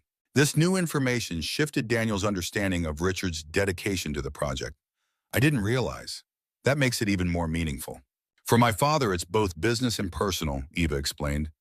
After she died, he channeled his grief into expanding the research exponentially. The division's success is his tribute to her. Daniel recognized the pattern, the same one he'd followed after Sarah's death, pouring himself into creating a stable world for Lily, using his craft as both distraction and purpose. Grief finds its expression in different ways, he observed. Some build companies, some build furniture. Eva's glance held appreciation for his understanding. Some build walls, she added softly, and Daniel knew she was referring to her father's emotional barriers. Before their conversation could continue, Lily emerged from the pool water, streaming from her small form, as she ran toward them despite the lifeguard's warning call of no running. Miss Eva, she exclaimed, delight evident in her voice. You came to see me swim. I did, Eva confirmed with a warm smile. That was an excellent dive. Lily beamed at the praise, then noticed Eva's professional lanyard and ID badge. Are you a swimming teacher too? I help with special swimming lessons, Eva explained, gesturing toward the adaptive program. For children who need extra assistance in the water. Lily's eyes widened with interest. Like how you help kids make art even when their hands don't work right. Exactly like that. Eva nodded, impressed by the child's immediate understanding. Can I see, Lily asked, looking between Eva and her father for permission. Daniel checked his watch. Your lesson is finished, so it's fine with me if Eva doesn't mind. I'd be happy to introduce you, Eva offered. We have about 20 minutes before the session ends. They made their way to the adaptive swimming area where children with various mobility challenges were engaged in specialized aquatic therapy. Daniel watched as Eva introduced Lily to the instructors and participants, noting the natural way she interacted with both the children and the staff. No condescension, no excessive praise, just genuine engagement and respect. Lily observed with unusual attentiveness for a 6-year-old, asking thoughtful questions about the equipment and techniques. When one boy struggled to grasp a floating device, she spontaneously demonstrated the whole technique she just learned in her own lesson, adapting it slightly to accommodate his limited grip strength. She has good instincts, Eva remarked quietly to Daniel as they watched. Natural empathy without pity. She gets that from her mother, Daniel replied, pride evident in his voice. Sarah was a kindergarten teacher, had a gift for meeting children exactly where they were without making them feel different or special, just seen. Eva's expression softened at this glimpse into Sarah's character. She must have been remarkable. She was, Daniel confirmed, simply the words carrying the weight of all he couldn't articulate about his late wife. Her laughter, her patience, the way she'd made their small house feel like the center of the universe. As the adaptive session concluded, Lily rejoined them, her expression thoughtful. Daddy, can I be a helper in Miss Eva's swim class? Coach Mike says I'm a good enough swimmer now. Daniel glanced at Eva, raising an eyebrow in question. We do have a junior assistant program, Eva confirmed. Children 8 and older can help after completing water safety training. I'm almost 7, Lily countered with the logic of childhood where 18 months represented an eternity. Daniel smiled, recognizing the determination in his daughter's expression, the same look she got when tackling a difficult new skill in the workshop. Tell you what, little bug, you keep practicing, and when you're 8, we'll revisit the question. In the meantime, maybe you can continue helping with the art program. This compromise satisfied Lily, who nodded seriously before announcing she needed to change out of her wet swimsuit. I'll take her to the locker room, Daniel said, rising from his chair. Would you like to join us for lunch afterward? Nothing fancy, just the sandwich shop across the street. Eva hesitated, and Daniel immediately added, no pressure, I'm sure you have other commitments. Actually, I'd love to, Eva interrupted with a smile. Let me check in with the program coordinator first. I'll meet you in the lobby in 15 minutes. As Daniel helped Lily change and dry her hair, he found himself looking forward to lunch with an anticipation that both pleased and unsettled him. It had been 5 years since Sarah's death, and while he'd had occasional coffee or dinner with women his friends had introduced him to, nothing had progressed beyond polite conversation and mutual recognition that the timing or chemistry wasn't right. With Eva, the connection felt different, built on shared values and complementary perspectives rather than romantic intention. Yet he couldn't deny the growing warmth he felt in her presence, the way their conversations flowed naturally between serious topics and easy humor, the mutual respect that formed the foundation of their evolving relationship. The complexity was undeniable. Her father was now his client and potentially his professional advocate. Her physical condition required considerations that would shape any deepening relationship, and his responsibility to Lily remained his paramount concern. Yet as they settled at a table in the bustling sandwich shop, Lily chattering happily about her swimming achievements, while Eva listened with genuine interest, Daniel found himself considering possibilities he hadn't allowed himself to contemplate since becoming a widower. Daddy, can Miss Eva come to my school play? Lily asked, suddenly interrupting his thoughts. She could help me practice my lines. Daniel glanced at Eva, noting the surprise and pleasure in her expression. That's a big ask, little bug. Miss Eva has her own busy schedule. What's the play? Eva asked, directing the question to Lily rather than Daniel. The enormous turnip, Lily announced proudly. I'm the turnip. I have to stand very still while everyone tries to pull me out of the ground, and then at the end, I pop out and everyone falls down. Eva laughed, the sound warm and genuine. That sounds like a very important role. When is it? 2 weeks from Thursday, Lily replied promptly. Daddy's helping make the costumes because Mrs. Peterson can't sew very good. Very well, Daniel corrected automatically, the parent's reflexive grammar adjustment. If your dad doesn't mind, I'd be happy to come, Eva told Lily, glancing at Daniel for confirmation. We'd both like that, Daniel replied, the simple statement carrying more significance than its surface meaning might suggest. As their lunch continued, the conversation flowed easily between Lily's school adventures, Eva's art program developments, and Daniel's latest woodworking projects. To any observer, they might have appeared to be a family enjoying a weekend meal together, a thought that both comforted and startled Daniel when it crossed his mind. Later, as they were preparing to leave, Eva received a phone call that transformed her expression from relaxed enjoyment to tense concern in seconds. Yes, I understand. Which hospital? I'll be there right away, she said into the phone, her voice tight with controlled worry. What's wrong? Daniel asked as she ended the call. One of my art program students, Max, the boy with the spinal injury I mentioned, he's been rushed to the hospital with pneumonia complications. His mother is asking for me. Eva's fingers moved rapidly over her phone, presumably ordering transportation. Let me drive you, Daniel offered immediately. It will be faster than waiting for a service. Eva looked up, her expression conflicted. I couldn't impose. It's not an imposition, Daniel stated firmly. Lily and I can drop you off and pick you up later, or wait if that's more helpful. The relief in Eva's eyes was answer enough. Thank you. Memorial Hospital Pediatric Intensive Care. The drive to the hospital was quiet, Lily sensing the gravity of the situation and remaining uncharacteristically silent in the back seat.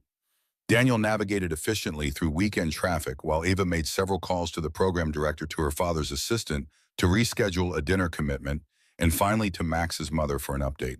When they arrived at the hospital, Daniel pulled up to the entrance. Text me when you know more. We'll be nearby whenever you need a ride home. Eva reached over and squeezed his hand briefly, the gesture conveying what words couldn't in the moment. Thank you, Daniel. This means more than I can say. As she maneuvered her wheelchair out of the truck and toward the hospital entrance, Daniel was struck by her focused determination, all personal concerns set aside to support a child and family in crisis. It was another facet of her character revealed steady presence in emergency, prioritizing others' needs above her own comfort. "Is Max going to be okay, Daddy?" Lily asked from the back seat as they pulled away. "I hope so, little bug," Daniel replied honestly. "He's in the right place to get help." "Miss Eva will make him feel better," Lily stated with absolute certainty. "She knows how to talk to kids who are scared." Daniel glanced at his daughter in the rearview mirror, struck by her perceptiveness. "Yes, she does," he agreed softly. They spent the afternoon at a nearby park, Lily playing on the equipment, while Daniel sat on a bench, his phone close at hand. Around dinner time, he received a text from Eva. "Max stabilized. Staying with family for moral support. Don't wait for me. I'll get a service home later. Thank you for understanding." Daniel replied immediately. "Glad he's stable. Text when you're ready to leave. We'll be having dinner at Rosie's Diner nearby. No rush, we're fine." 3 hours later, as Daniel and Lily were sharing a piece of apple pie at the diner, Eva texted again. "Doctor's allowing me to leave now. Are you still nearby?" "Yes, we'll pick you up in 10 minutes. Daniel responded, signaling for the check. When they arrived at the hospital, Eva was waiting at the entrance, her face showing the strain of emotional support, but with relief evident in her posture. She maneuvered her wheelchair into the truck with practiced efficiency, accepting Daniel's minimal assistance only where necessary.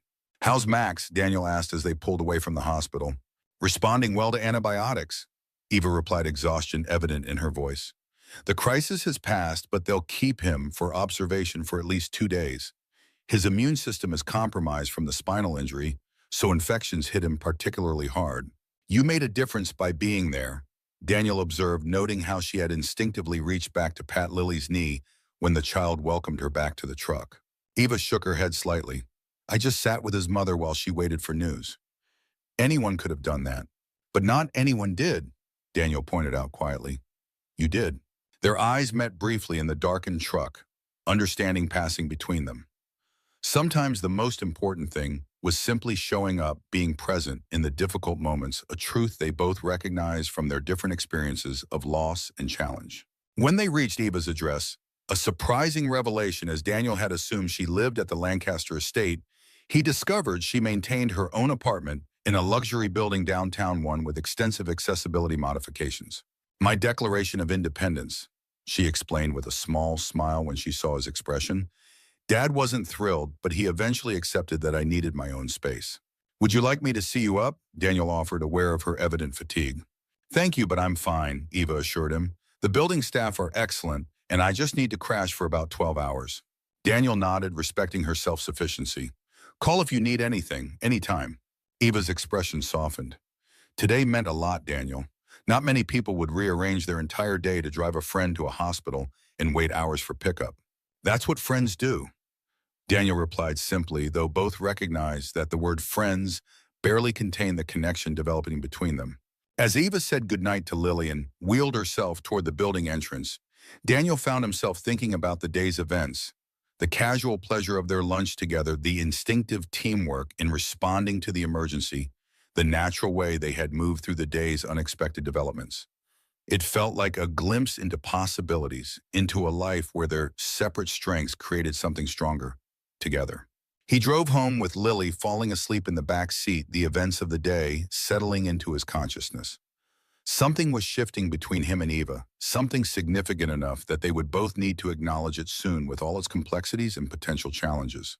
For now, though, he would focus on getting his daughter home and into bed, on the tangible responsibilities that anchored his life. The rest would unfold as it should, one careful step at a time. The following Tuesday, Daniel arrived at Lancaster Technologies for his regular consulting session with the design team. The morning proceeded normally with productive discussions about the shoulder articulation modifications for the autonomy prototype.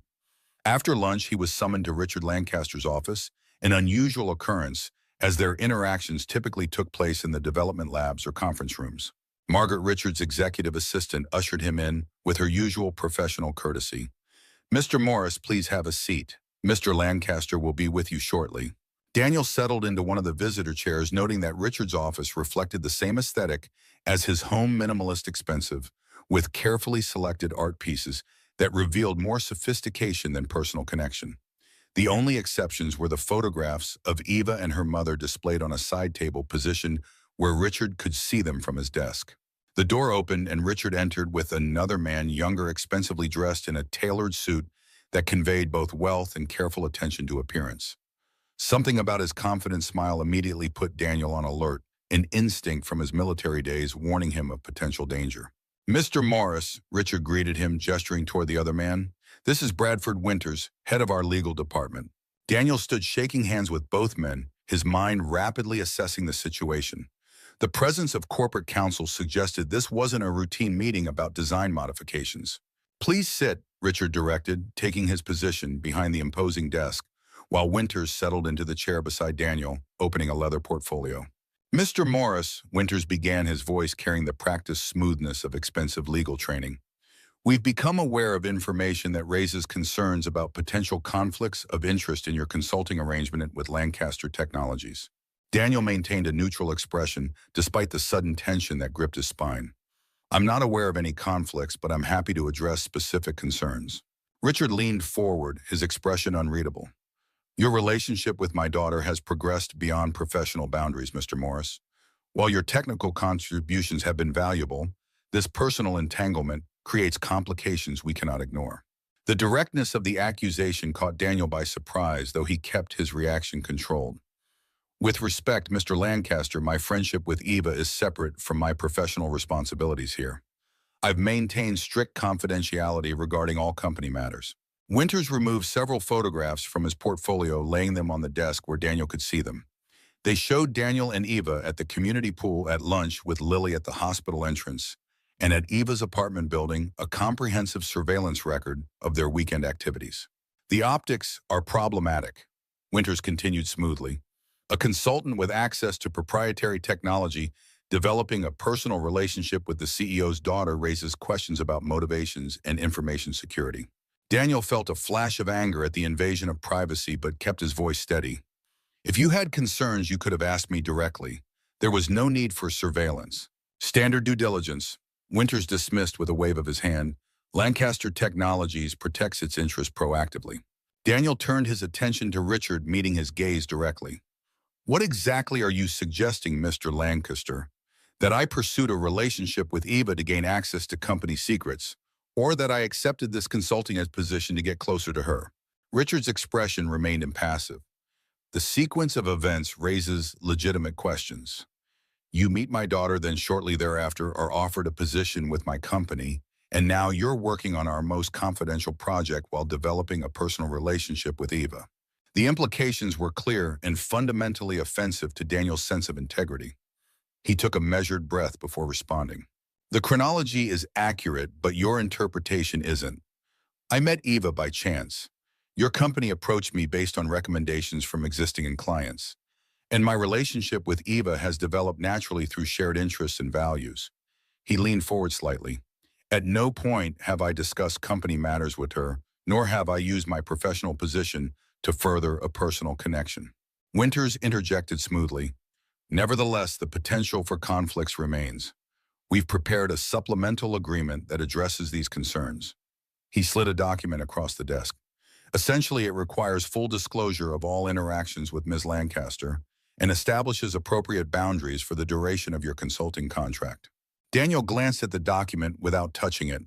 "You want me to report my personal interactions with Eva to the company to protect all parties involved," Winters confirmed with practiced sincerity. "Transparency eliminates potential misunderstandings." Daniel looked directly at Richard. "And if I find these terms unacceptable, then our professional relationship would need to be reevaluated." Richard replied evenly. "The autonomy project requires absolute confidence in all team members." The ultimatum was clear. Choose the professional opportunity or the personal relationship. Daniel felt a cold clarity settle over him, the kind that had guided him through complex tactical situations in his military career. "I understand," he said, quietly rising from his chair. "In that case, I'll need to tender my resignation effective immediately." This was clearly not the response either man had expected. Winters looked startled, while Richard's expression showed the first crack in his composed facade. "That's an extreme reaction, Mr. Morris," Richard observed. "The agreement simply establishes professional boundaries." No, Daniel contradicted calmly. It attempts to control and monitor a personal relationship between consenting adults. That's not a professional boundary, it's an invasion of privacy. He buttoned his jacket, his movements deliberate and controlled.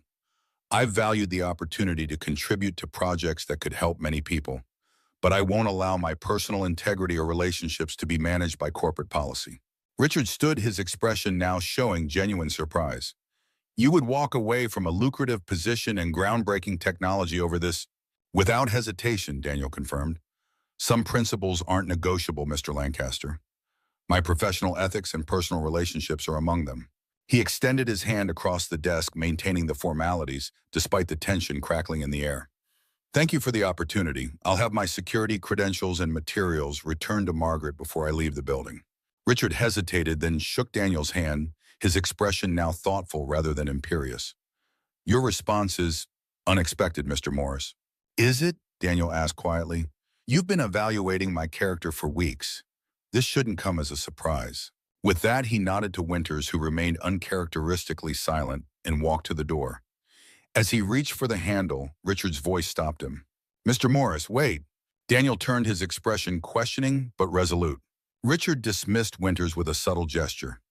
Once they were alone, Richard's demeanor shifted subtly, not exactly softening, but becoming more direct, less the corporate executive and more the concerned father. You genuinely care for her. Richard stated the words somewhere between question and realization. I do, Daniel confirmed simply. Though that's a conversation I should be having with Eva, not with you. Richard studied him with new intensity. And you'd sacrifice a significant professional opportunity rather than have your relationship monitored. Some things aren't for sale or negotiation, Daniel replied. My integrity, my relationships, Eva's dignity and agency. A long silence stretched between them, charged with evaluation and reassessment. Finally, Richard returned to his desk, pressing the intercom. Margaret, have Mr. Winters return tomorrow morning instead, and cancel my next appointment. He gestured for Daniel to retake his seat. I've misjudged you, Mr. Morris, or perhaps judged you accurately but through the wrong lens. Daniel remained standing. With respect, Mr. Lancaster, I need clarity before we continue this conversation. Are you speaking as the CEO of Lancaster Technologies or as Eva's father? The question seemed to surprise Richard, as if the distinction hadn't occurred to him. Both roles are inseparable in my life. But they shouldn't be, Daniel countered quietly. Your daughter deserves relationships that aren't filtered through corporate risk assessment.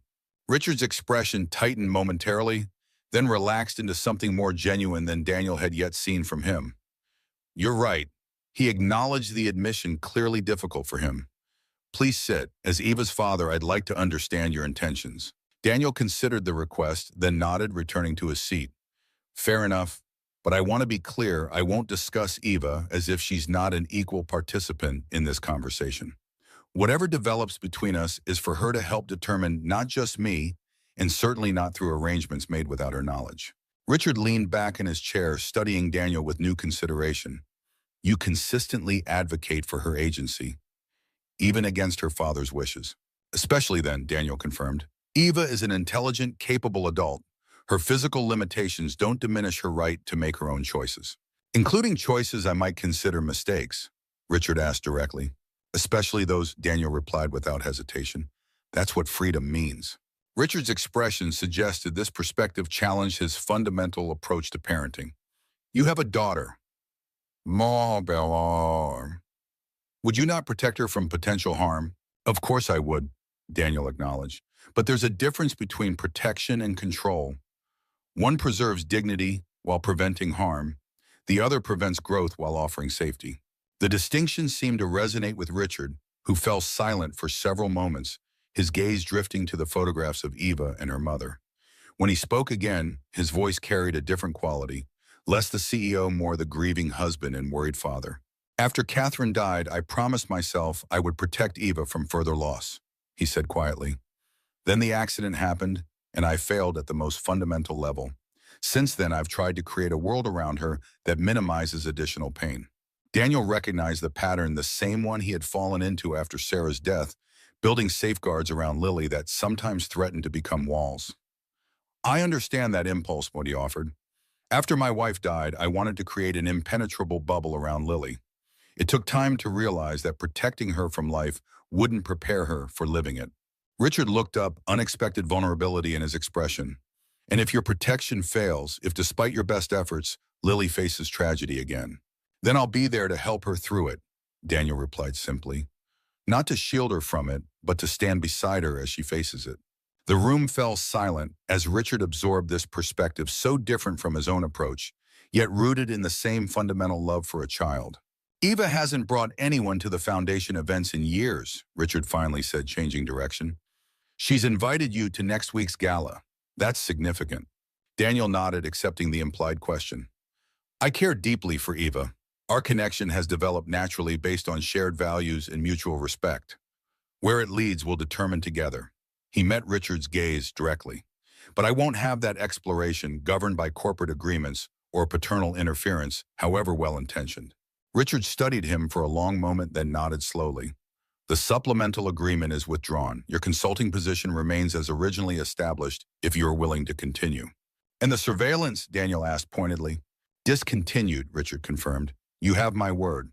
Daniel considered the offer, weighing the professional opportunity against the breach of trust. I'd like to continue contributing to the autonomy project, he acknowledged. The technology has tremendous potential to help people. But our working relationship needs to be built on mutual respect, not suspicion. Agreed, Richard stated, extending his hand across the desk. This time the gesture carried different weight, not just professional courtesy, but a tentative step toward understanding.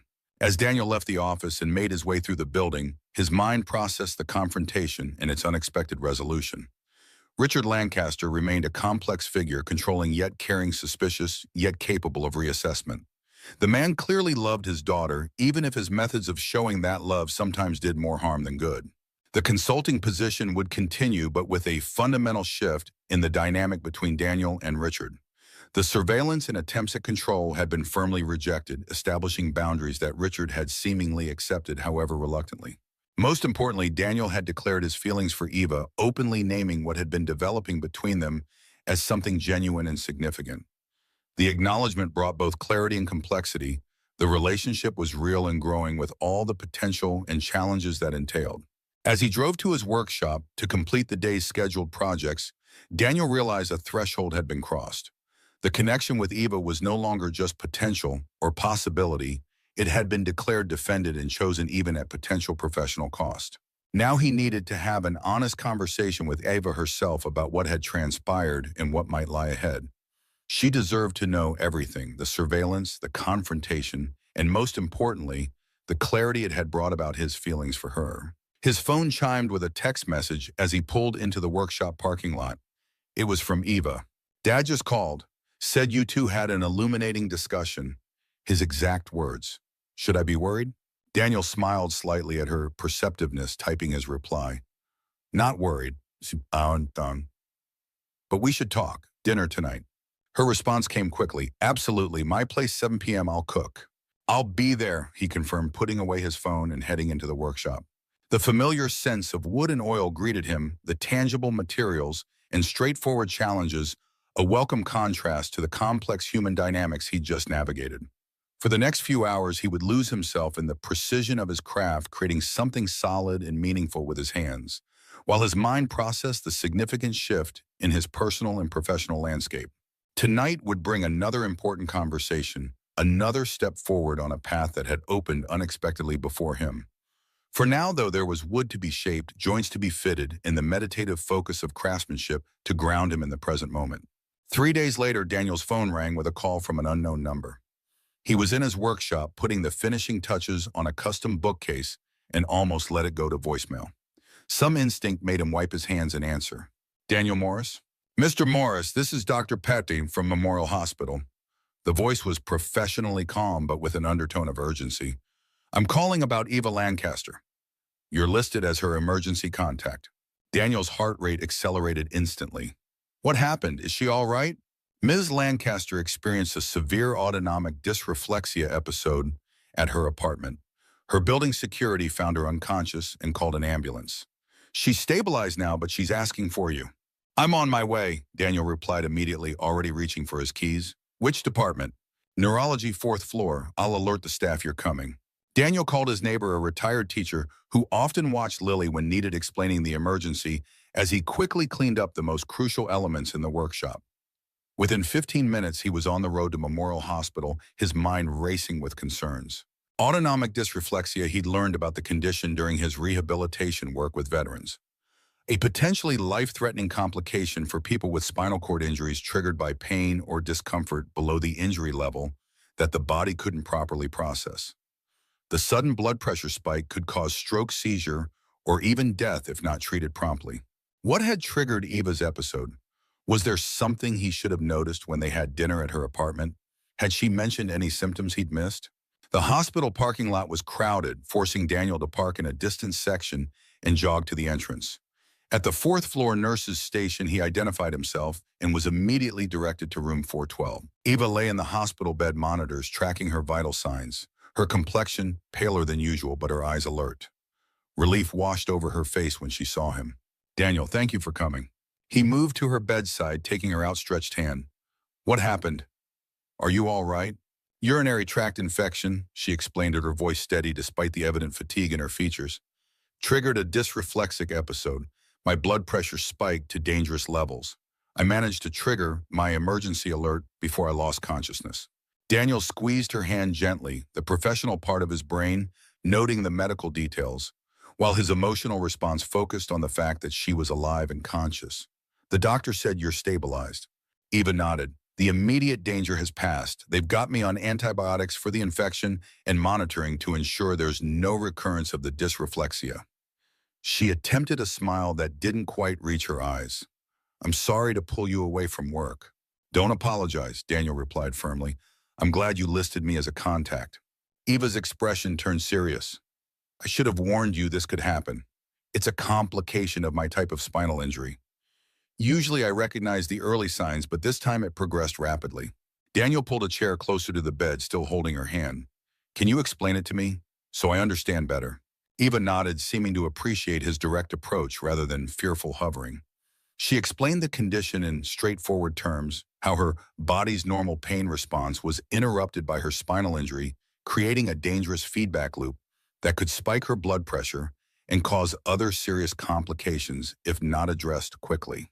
"It's manageable with awareness and prompt intervention," she concluded, "but it's also potentially life-threatening. That's something anyone in my life needs to understand." The subtext was clear. She was giving him an opportunity to reconsider their developing relationship in light of this medical reality. Instead of responding immediately, Daniel asked the practical questions his military training had taught him to prioritize in crisis situations. What are the warning signs? What actions help prevent or address an episode? What should I know if I'm with you when one occurs? Eva's expression softened at his response. Not retreat, but engagement. Not fear, but preparation. She detailed the symptoms, triggers, and emergency responses, watching as Daniel mentally cataloged the information with the focused attention he brought to any critical knowledge. "Your father knows you're here?" Daniel asked when she had finished. A shadow crossed Eva's face. "They called him. He's in Singapore for a major merger. He's arranging to fly back, but it will be at least 18 hours before he can get here." Daniel nodded, understanding the complex emotions beneath her matter-of-fact tone: concern for her father's worry, frustration at the disruption to his business and responsibilities, and perhaps disappointment, though not surprise at his physical absence during her crisis. "What do you need right now?" Daniel asked simply. "Not what the doctors need or what your father would want, but what would help you most." The question seemed to catch Eva off guard, as if she wasn't accustomed to having her personal needs prioritized during medical situations. "Honestly, just normal conversation. Something that isn't about my medical condition or what went wrong or how to prevent recurrence. All that matters, but right now, I just want to feel like a person, not a patient." Daniel smiled, understanding completely. "Well, Lily made significant progress on her turnip costume last night. She's determined that it should have a face, despite Mrs. Peterson's insistence that turnips are faceless vegetables." Eva laughed, the sound bringing color back to her cheeks. "And what's your position on the great turnip face debate?" "Firmly neutral," Daniel replied with mock seriousness. "I'm merely the technical consultant on structural integrity and mobility considerations." Their conversation continued in this vein, deliberately ordinary topics that allowed Eva to temporarily escape the clinical environment and physical vulnerability of her situation. Daniel described his latest woodworking projects, shared Lily's school adventures, and discussed an art exhibition they had both been interested in attending. As the afternoon progressed, Eva's eyelids began to droop, the medication and recovery process demanding rest. Daniel gently squeezed her hand. "You should sleep. I'll be here when you wake up." "You don't have to stay," she murmured, already drifting towards sleep. "I'm stable now." "I know," Daniel replied softly. "I'm staying anyway." Eva's lips curved in a small smile as she succumbed to sleep, her hand still resting in his. Daniel settled into the uncomfortable hospital chair prepared for a long vigil. He texted his neighbor about the situation, arranged for Lily to be picked up from school, and notified his workshop clients about rescheduled appointments. With the practical matters addressed, he turned his attention to the sleeping woman before him. The medical emergency had clarified something important. His feelings for Eva weren't contingent or conditional. The potential complications of her condition didn't diminish his growing attachment. If anything, they deepened his respect for her daily courage and resilience. What had begun as admiration and attraction had evolved into something more profound, a connection that encompassed all aspects of who she was, including the physical realities of her injury. As evening settled over the hospital, a nurse entered to check Eva's vital signs, working quietly to avoid disturbing her sleep. "Family?" the nurse asked Daniel in a whisper. Daniel hesitated only briefly. "Yes," he answered simply. It wasn't legally accurate, but it expressed an emotional truth he could no longer deny to himself or others. The nurse nodded, seemingly satisfied. "She's doing well. Doctor will be by in the morning to discuss discharge, assuming her stats remain stable overnight." After she left, Daniel continued his quiet watch, the rhythmic sounds of the monitoring equipment and Eva's steady breathing, creating a strangely peaceful backdrop for his thoughts. Whatever challenges lay ahead, medical, familial, or logistical, they would face them together step by step with the same careful attention they both brought to their respective crafts. Some hours later, Daniel felt a presence and looked up to find Richard Lancaster standing in the doorway, his usually immaculate appearance showing signs of hasty travel, rumpled suit, loosened tie, the stubble of a day without shaving. Their eyes met over Eva's sleeping form, mutual concern transcending their complicated history. "How is she?" Richard asked quietly, moving into the room. "Stable," Daniel replied in an equally low voice. "The infection is responding to antibiotics, and there have been no further dysreflexic episodes. She's been sleeping for about 3 hours." Richard nodded, his gaze fixed on his daughter's face. "You've been here the whole time?" "Yes." "Thank you," Richard said, simply, the words carrying genuine gratitude rather than the perfunctory politeness of their previous interactions. Daniel nodded, acknowledging both the thanks and the shift it represented. "She expected you wouldn't be able to get here until tomorrow." "I chartered a private jet from Singapore," Richard explained, removing his suit jacket and draping it over the back of a chair. "Some things take priority over mergers, however significant." The statement, so at odds with Eva's understanding of her father's priorities, caught Daniel by surprise. Richard must have noted his expression. "She doesn't believe I would put her before business," Richard observed, his voice tinged with regret. "I've given her ample reason for that assumption over the years." Daniel remained silent, recognizing that Richard was speaking more to himself than expecting a response. "Catherine would be disappointed in me," Richard continued, after a moment glancing at the sleeping Eva. "She always said I missed what mattered most while chasing what seemed most urgent." "It's never too late to reassess priorities," Daniel offered quietly. Richard's gaze returned to him, evaluative, but without the previous suspicion. "No, it isn't, though some patterns become deeply ingrained over time." He straightened slightly. "You should go home to your daughter, Mr. Morris. I'll stay with Eva now." Daniel hesitated, reluctant to leave despite the logic of the suggestion. "I promised I'd be here when she wakes." Richard studied him for a moment, then nodded with unexpected understanding. "Then we'll both be here. I'll have Margaret arrange for someone to stay with Lily tonight if that would help." The offer, practical support without power play or judgment, represented a significant shift in their dynamic. "Thank you, that would help, though I should call her first to explain." Richard gestured toward the door. "Use my phone. Better reception than the hospital allows, and you can speak normally without disturbing Eva." As Daniel stepped into the hallway to call Lily, he reflected on the unlikely development, he and Richard Lancaster maintaining a shared vigil for the woman who had unexpectedly become central to both their lives. Not as competitors, but as two men who, despite their differences, were united in their concern for her well-being. When he returned to the room, Richard had pulled a second chair to the opposite side of Eva's bed. They settled into their positions different in background, temperament, and perspective, but aligned in this moment of crisis.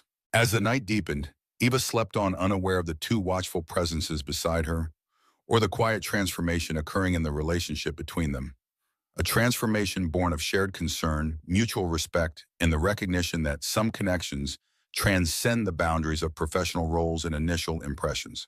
The most significant challenges still lay ahead, but in this hospital room, a foundation was being laid for facing them together, not as adversaries, but as allies in ensuring Ava's well-being and supporting her independence. It wasn't friendship exactly, but it was something equally valuable, a hard-won mutual respect between two very different men who had found common ground in their care for the same remarkable woman. Morning light filtered through the hospital blinds, casting thin stripes across Eva's bed. She stirred her consciousness, returning gradually, then all at once, as she registered the unfamiliar surroundings.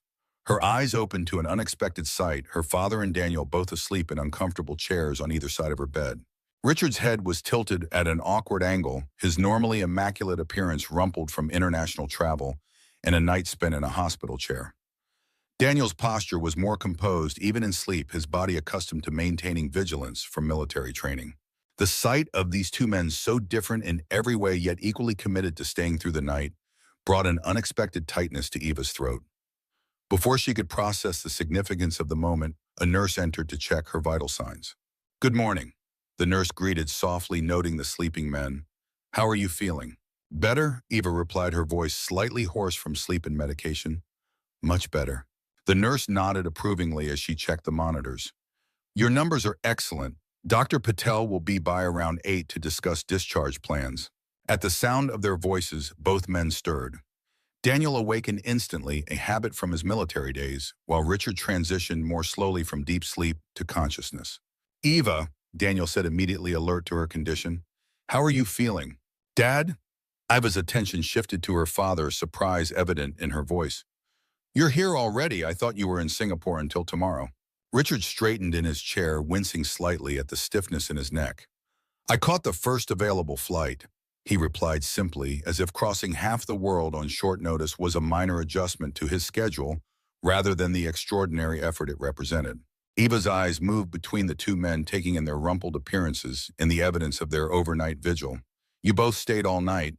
"Of course," they replied in near unison, then exchanged a glance of shared understanding that would have been unthinkable just days before.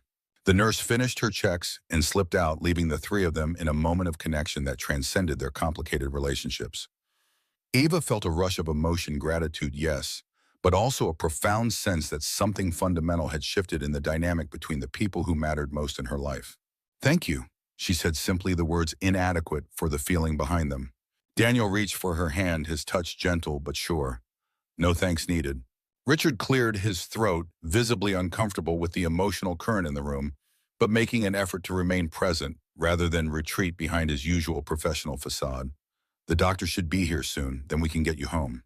"Home to my apartment," Eva clarified firmly, anticipating her father's assumption that she would return to the Lancaster estate for recovery. Richard hesitated, then nodded, surprising both Eva and Daniel with his lack of argument. "Of course, I'll have Margaret arrange for additional nursing support for the first few days." "That's not necessary," Eva began.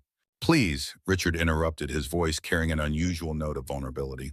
"Let me do this much." Something in his tone, a father's concern without the usual controlling undertone, made Eva relent. "All right, thank you." Daniel squeezed her hand gently before releasing it. "I should step out, give you two some privacy before the doctor arrives." "Actually," Richard said, rising from his chair, "I need to make some calls to reschedule today's meetings. Daniel, would you mind staying with Eva while I take care of those matters?" The request, Richard voluntarily stepping away and entrusting Eva's care to Daniel, carried significant weight. Daniel nodded, understanding the gesture for what it was, a deliberate ceding of control, a tentative extension of trust. Once Richard had left the room, Eva turned to Daniel with questioning eyes. "Something's happened between you two. What did I miss while I was unconscious?" Daniel smiled slightly.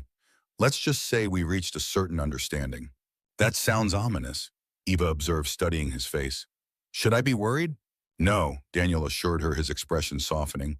"But there are things we should discuss when you're feeling stronger." Eva reached for his hand again, her grip surprisingly firm, despite her recent medical crisis. "I'm feeling stronger now." "Tell me." Daniel hesitated, then nodded, recognizing her right to know what had transpired between the two men in her life. Carefully, he explained the confrontation in Richard's office, the surveillance, the ultimatum, his refusal to accept their terms, and the unexpected resolution that had followed. Eva's expression darkened at the revelation of her father's surveillance. "That's outrageous. He had no right." "He was afraid," Daniel interrupted gently. "Fear often masquerades as control." "You're defending him," Eva asked, surprise replacing anger. "Understanding isn't the same as defending," Daniel clarified. "Your father and I have very different approaches to protecting the people we care about.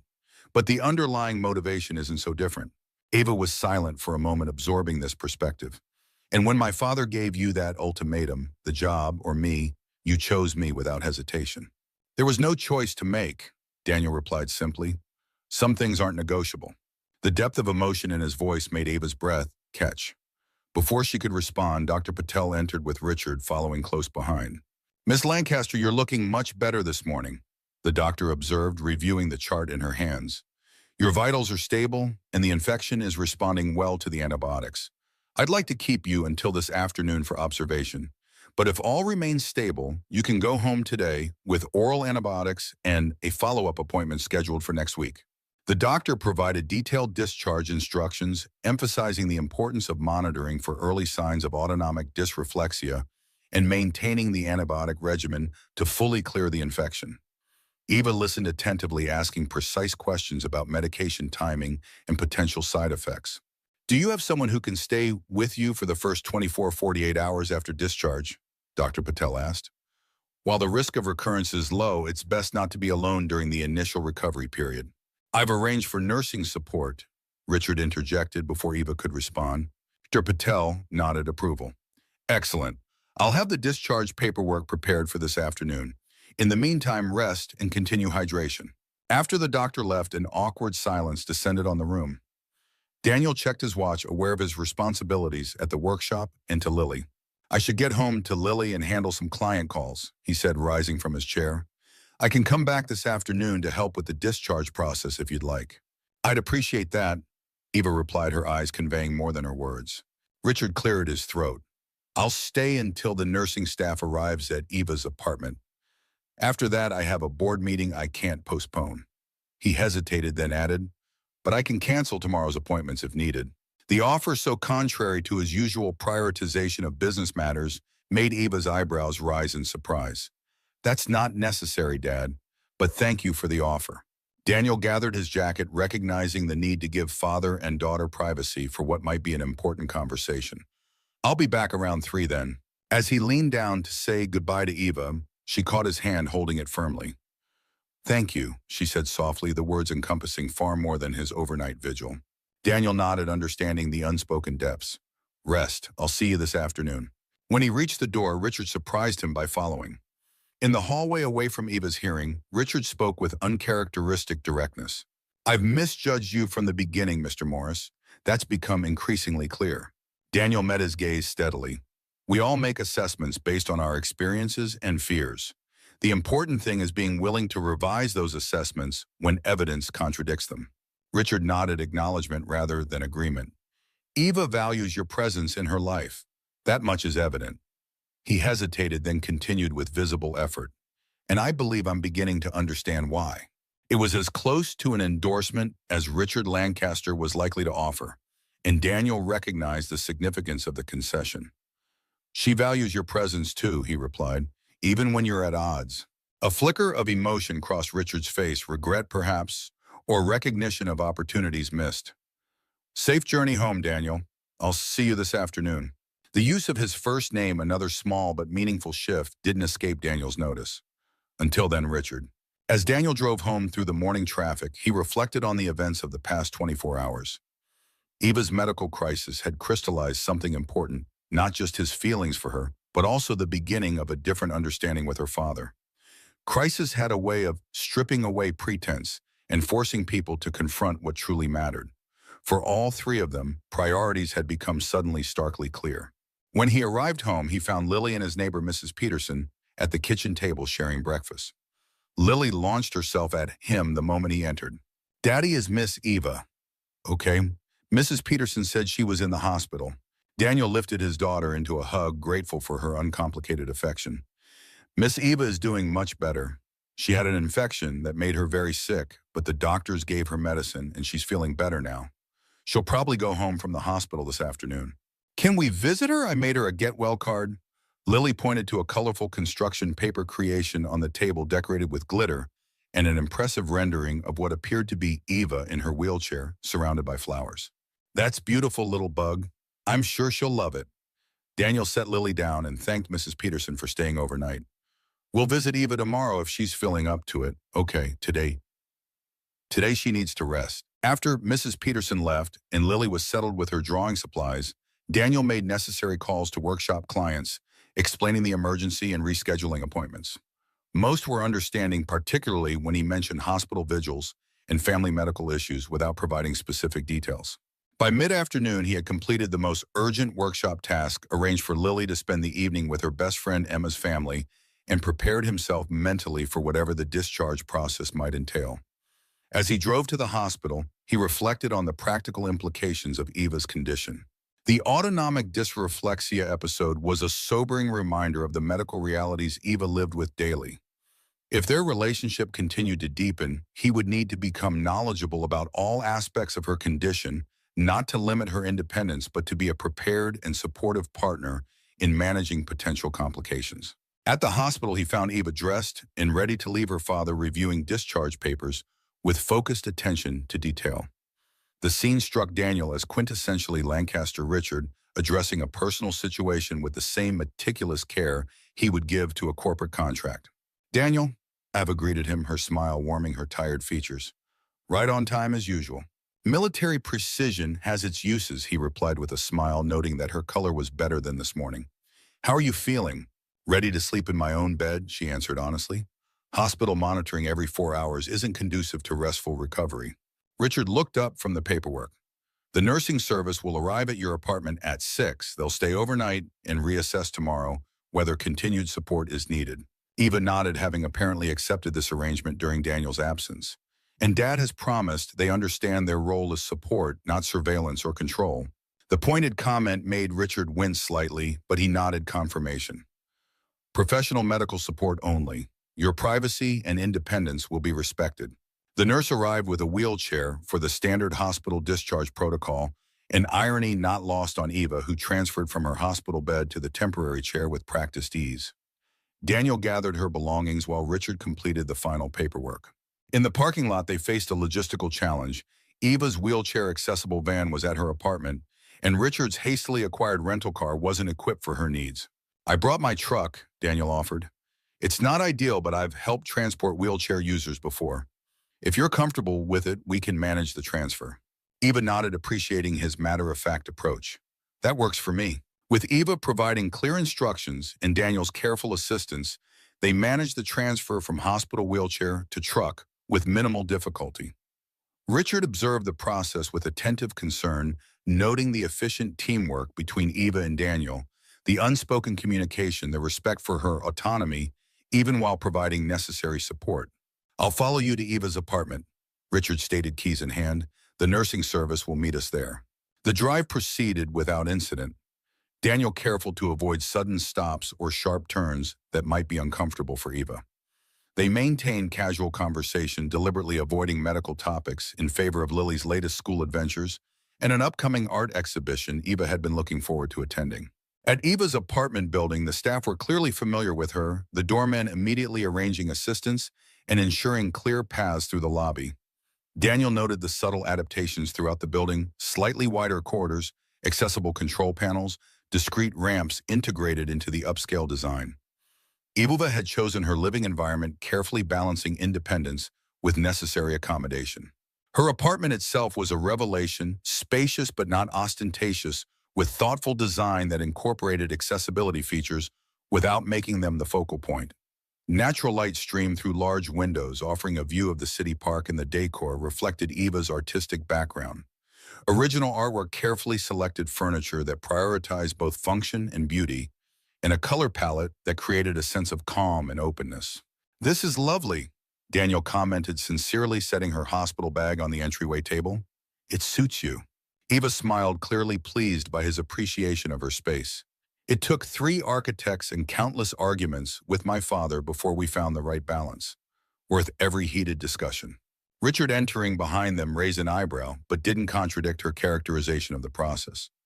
The end result justified the process, he conceded, though I maintain the security system upgrades were a reasonable requirement.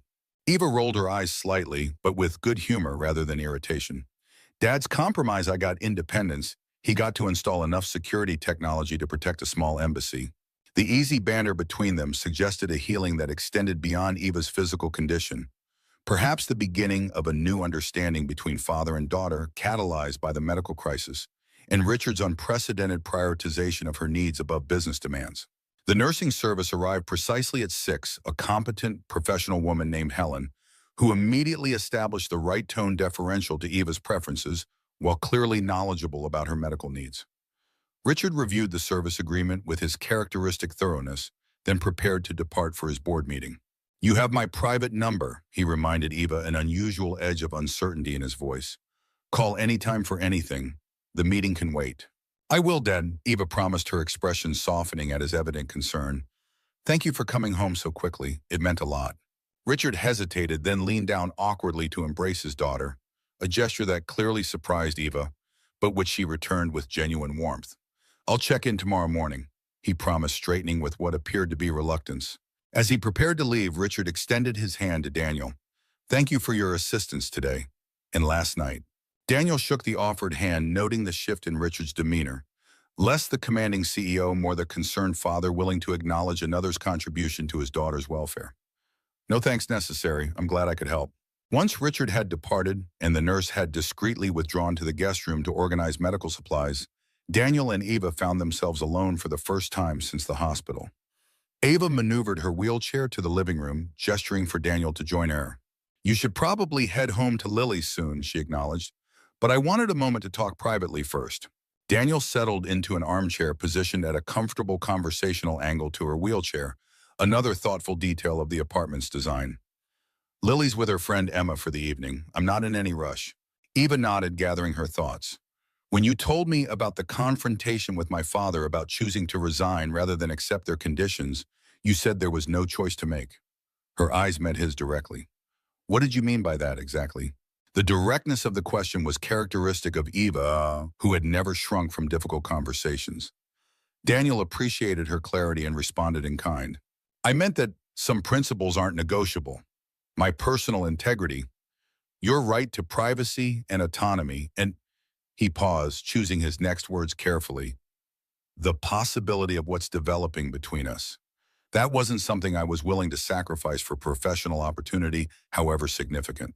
Eva held his gaze, her expression thoughtful. And what do you think is developing between us, Daniel? He smiled slightly at her continued directness. Something I wasn't looking for, but am increasingly grateful to have found. A connection based on mutual respect, shared values, and genuine care. He leaned forward slightly. But I think the better question is what you believe is developing and what you want from it. Eva's expression softened. What I believe is happening is that I've met someone who truly sees me as a complete person, not defined by either my wheelchair or my family name. Her hands, usually so steady on the controls of her chair, showed a slight tremor as she continued. And what I want is the chance to explore that connection without artificial timelines or expectations, to see where it leads naturally.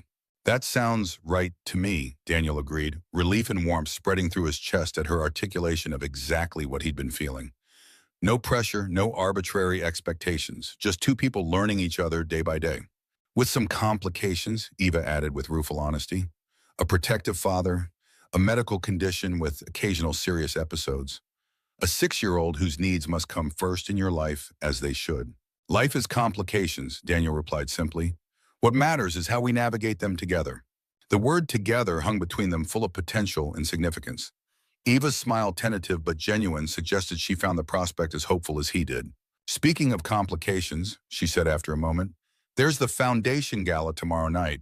I'd understand completely if you wanted to reschedule given recent events. Daniel shook his head. If you're feeling up to attending, I'd still be honored to accompany you. Though I should warn you, my tuxedo is rented, not tailored. Eva laughed, the sound bringing welcome lightness to the room after the intensity of the past 24 hours. I promise not to tell the fashion police, though I should warn you in return these events involve considerable scrutiny and social politics. As my father's daughter and a Lancaster Foundation board member, I'm always under observation. I've faced insurgents in mountain passes, Daniel replied with a smile. I think I can handle judgmental socialites. Their conversation continued for another hour, moving from the practical logistics of the gala to Lily's school play preparations and Eva's upcoming art program expansion proposal. The easy flow between serious topics and everyday matters reflected the balanced foundation they were building, a relationship grounded in reality rather than romanticized ideals. When Daniel finally prepared to leave, promising to check in the following morning, Eva reached for his hand. Thank you, she said simply, for seeing what matters. He squeezed her hand gently. Rest well, Eva. I'll see you tomorrow. As he drove home through the evening traffic, Daniel felt a sense of clarity that had been building gradually since their first meeting. What had begun as a chance encounter had evolved into something with depth and potential, a connection worth protecting and nurturing whatever challenges might lie ahead. The Lancaster Foundation annual gala occupied the grand ballroom of the city's most prestigious hotel, transformed for the evening into a showcase of wealth, influence, and strategic philanthropy. Crystal chandeliers cast soft light over tables adorned with elaborate floral arrangements, while staff in formal attire circulated with champagne and hors d'oeuvres. The city's elite moved through the space in designer formal wear, air-kissing acquaintances and conducting the subtle business of social positioning that underlay such events. Daniel stood at the entrance, uncomfortably aware of the rented nature of his tuxedo, despite the rental company's assurances of its quality. His military bearing served him well, however, providing a natural dignity that transcended clothing labels. Mr. Morris, a staff member approached with a tablet. Ms. Lancaster asked me to escort you to her table when you arrived. Daniel followed the young woman through the crowded room, noting the appraising glances directed his way. Curiosity about this unknown figure at a gathering where most faces were familiar to one another. At a premier table near the front of the room, he spotted Eva striking in a deep blue evening gown that complemented her dark hair, which was styled in an elegant updo. She turned as if sensing his approach, her face brightening visibly.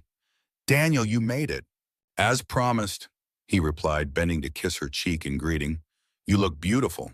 Thank you. Eva gestured to the open space beside her, where a chair had been removed to accommodate her wheelchair. I've already fielded a dozen questions about my mysterious guest. The rumor mill is working overtime. Daniel smiled as he took his seat. What's the leading theory? That you're either a potential major donor my father is cultivating, or a medical specialist brought in to consult on my condition, Eva replied with wry amusement. No one has guessed woodworker who makes amazing adaptive furniture and happens to be my date.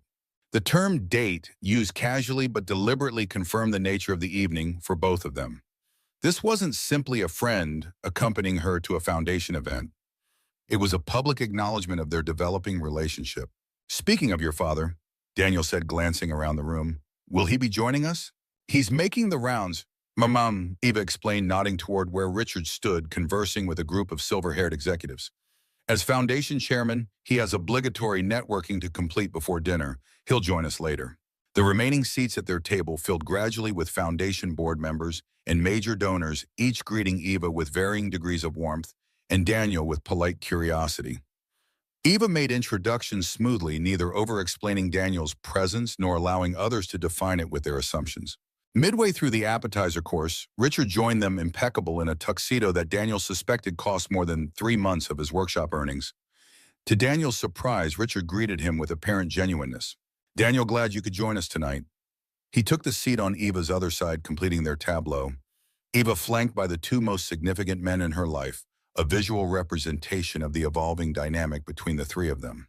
The evening proceeded with the choreographed precision of long-established tradition. Dinner followed by the foundation director's presentation on the year's accomplishments, Richard's brief remarks as chairman, and recognition of major donors. Throughout, Daniel observed the subtle interactions between Eva and the foundation's beneficiaries, noting how she engaged with each person as an individual, rather than a funding source, demonstrating a genuine interest in their stories and motivations. During a break in the formal proceedings, as musicians set up for the evening's entertainment, Eva introduced Daniel to an elderly woman whose sharp eyes and direct manner suggested she was not a typical society matron. Daniel, this is Dr. Eleanor Harrington, my mother's mentor and my godmother. Eleanor, this is Daniel Morris. So you're the one causing all the whispers tonight, Dr. Harrington observed, extending a hand adorned with a single impressive emerald ring. Good. This event needed shaking up. It's become dreadfully predictable in recent years. Daniel shook her hand immediately, liking her forthright manner. I'm happy to provide the evening's entertainment, though unintentionally. Dr. Harrington laughed, a surprisingly robust sound from her slight frame. Eva tells me you design adaptive furniture. I'd like to hear more about that. My research foundation funds assistive technology development. What began as polite conversation quickly evolved into a detailed discussion of adaptive design principles, with Dr. Harrington demonstrating sophisticated knowledge of biomechanics and material engineering. Daniel found himself engaged in the most stimulating professional conversation he'd had in months, with Eva occasionally contributing insights from her perspective as a wheelchair user. You know, Dr. Harrington said thoughtfully after Daniel described his approach to designing for individual users with unique needs, we've been funding research into mass customization techniques that might interest you. The challenge has always been balancing personalization with production efficiency. That's precisely the issue, Daniel agreed. Custom solutions provide optimal results but reach few users. Mass production reaches many but serves none perfectly. What if there were a middle path, Eva suggested, her expression animated with sudden inspiration. A modular system with standardized core components but customizable elements that could be adapted to individual needs. Dr. Harrington's eyes lit up. Like building blocks that could be configured differently for each user, but manufactured efficiently because the base components remain consistent. Exactly. Daniel nodded immediately, seeing the potential. The frame and structural elements standardized, but the contact points, the interfaces between person and device, customizable through a systematic assessment process. Their discussion continued with increasing excitement, drawing Richard's attention from across the table. He listened for several minutes before joining the conversation. This sounds like an intriguing concept, he observed, potentially viable from both manufacturing and market perspectives. It would require cross-disciplinary collaboration, Dr. Harrington noted. Engineering, medical expertise, materials, science, and practical craft knowledge. She looked pointedly at Daniel as she mentioned the last element. And user experience, Eva added firmly. Design with users, not just for them. Richard studied the three of them, his analytical mind visibly processing the concept's potential. The Lancaster Foundation could fund an initial research phase, he suggested, surprising Daniel with his immediate engagement. A collaborative project between Harrington Research, Lancaster Technologies, and, he hesitated, then continued with deliberate inclusiveness, Morris Woodworking. The proposal, unexpected and significant, created a moment of stunned silence at their corner of the table. Dr. Harrington recovered first, her sharp eyes moving between Richard and Daniel. Interesting proposition, Richard. Not your usual approach to foundation initiatives. Richard's expression remained composed, but Daniel noted a subtle shift in his posture, a slight straightening of his shoulders, as if preparing to defend an unconventional position. Innovation requires new approaches, Eleanor, something Catherine always reminded me. The mention of Eva's mother, clearly a deliberate invocation of a respected voice now absent, carried weight with both women. Eva's expression softened, while Dr. Harrington nodded with somber acknowledgement. She would approve of this collaboration, Dr. Harrington stated with certainty, particularly the emphasis on user-centered design. She turned to Daniel. Would you be interested in such a project, Mr. Morris? It would involve working closely with research teams from both our organizations. Daniel considered the question carefully, aware of the professional opportunity it represented, but equally conscious of the personal complications. Working formally with Richard's Foundation and Company, while developing a relationship with Eva, would require careful navigation of boundaries and expectations. The concept has tremendous potential, he acknowledged, and I believe my experience with individual adaptations could contribute valuable insights to the research. He glanced at Eva, whose expression remained neutral, despite the obvious impact such a project would have on their personal connection. I'd want to establish clear parameters for my involvement, maintaining my independent workshop while contributing to the collaborative research. Richard nodded, seemingly approving of Daniel's measured response. Reasonable. We could structure a consulting arrangement similar to your current position with Lancaster Technologies, but focus specifically on this initiative. I'd like to be involved as well, Eva stated firmly. Not just as a test subject, but as a project coordinator. My background in art curation included managing cross-disciplinary exhibitions with multiple stakeholders in complex logistics. Daniel watched as Richard processed this request, recognizing it as more than a professional proposition. It was Eva asserting her place in a project that bridged the disparate elements of her life. Her father's business world, her godmother's research community, and her relationship with Daniel would all intersect in this initiative. After a moment's consideration, Richard nodded. Your organizational skills would be valuable, and your perspective as both a foundation board member and a potential end user of the technology provides unique insights. The exchange, Richard acknowledging Eva's professional capabilities without qualification or protective limitations, represented significant progress in their relationship. Daniel observed the subtle relaxation in Eva's posture, the quiet satisfaction of being recognized for her abilities rather than defined by her limitations. Well, Mr. Harrington concluded with evident satisfaction.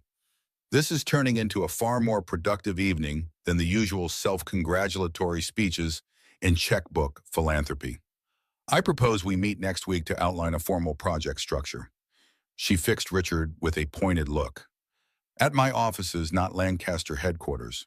Neutral territory. Richard's lips twitched in what might have been amusement. Agreed, Eleanor. Your diplomatic skills remain undiminished by age. As the evening's formal program resumed with musical entertainment, Daniel found himself contemplating the unexpected development. What had begun as a social occasion, his first public appearance with Eva, had evolved into a potential professional collaboration that could significantly impact his career and, more importantly, help countless people with mobility challenges. Eva leaned closer, her voice low beneath the music. Are you all right with this? I know it wasn't what you expected from tonight. Daniel smiled reassuringly. Life rarely delivers what we expect. The project has genuine merit, and the opportunity to create something with lasting impact is compelling. He hesitated, then added honestly, the personal complications will require careful navigation, but I believe we can manage them together. Eva's hand found his under the table, her fingers intertwining with his in a gesture both intimate and grounding. Together, she agreed softly. That's the key word. As the evening drew to a close, Richard approached them during a break in the music. Eva, the foundation director, wants a photograph of board members for the annual report. Would you join us for a few minutes? Of course, Eva replied, releasing Daniel's hand and adjusting her position. I'll be right back, she told him with a smile before maneuvering her wheelchair toward the stage area where other board members were gathering. Left alone with Richard, Daniel prepared for potential awkwardness, but Richard surprised him by sitting in the chair Eva had vacated. This has been an unexpected evening. Richard observed, his tone conversational rather than confrontational. In several ways, Daniel agreed cautiously. Richard studied him for a moment, then spoke with uncharacteristic directness. My daughter is happier than I've seen her in years. Whatever my initial reservations about your presence in her life, I can't deny the positive effect it's had on her. The acknowledgement coming from a man who rarely admitted error or reconsidered first impressions carried significant weight. Daniel accepted it with equal directness. Eva's happiness matters to me, he stated simply. Her well-being, her independence, her fulfillment, those are priorities we share even if our approaches sometimes differ. Richard nodded slowly. Different approaches to the same goal. Perhaps there's wisdom in that diversity of perspective. He glanced toward where Eva was positioned among the board members, her natural poise and intelligent expression evident even from a distance. Catherine always said I was too quick to dismiss approaches that didn't align with my own. Another area where I'm still learning, apparently. The reference to his late wife the second that evening revealed something important about Richard's internal process. He was measuring his current actions against the wisdom of a woman whose judgment he had clearly respected deeply, finding his recent behavior wanting in comparison. It was a humbling process that Daniel recognized from his own experience of grief and self-reassessment after Sarah's death. Learning is a lifelong process. Daniel offered neither judgment nor platitude, but simple acknowledgement of a shared human experience. For all of us. Richard met his gaze with unexpected openness. Indeed. He straightened slightly, shifting back toward his more typical formality, though without the previous coldness. The modular adaptive design concept has genuine merit. I hope you'll consider participating in the research initiative regardless of any personal complications. I will, Daniel assured him. The potential impact is too significant to dismiss over concerns that can be managed with clear boundaries and open communication. Richard nodded, seemingly satisfied with this practical approach. Good. Eleanor will be a valuable ally in establishing those boundaries. She's never hesitated to tell me when I'm overstepping. A hint of wry humor colored his tone, humanizing him in a way Daniel hadn't previously observed. Their conversation was interrupted by Eva's return, her questioning glance moving between them as she noted their unexpectedly amicable postures. "Should I be concerned that you two are getting along?" she asked, only half joking. "It defies the natural order of things." Richard rose from her chair with a slight smile. "Evolution, not revolution, Eva. Small steps toward mutual understanding." As Richard moved away to speak with departing guests, Eva turned to Daniel with raised eyebrows. "That was unexpected. What did you talk about?" "Shared priority parties," Daniel replied honestly, "and the value of diverse perspectives in achieving common goals."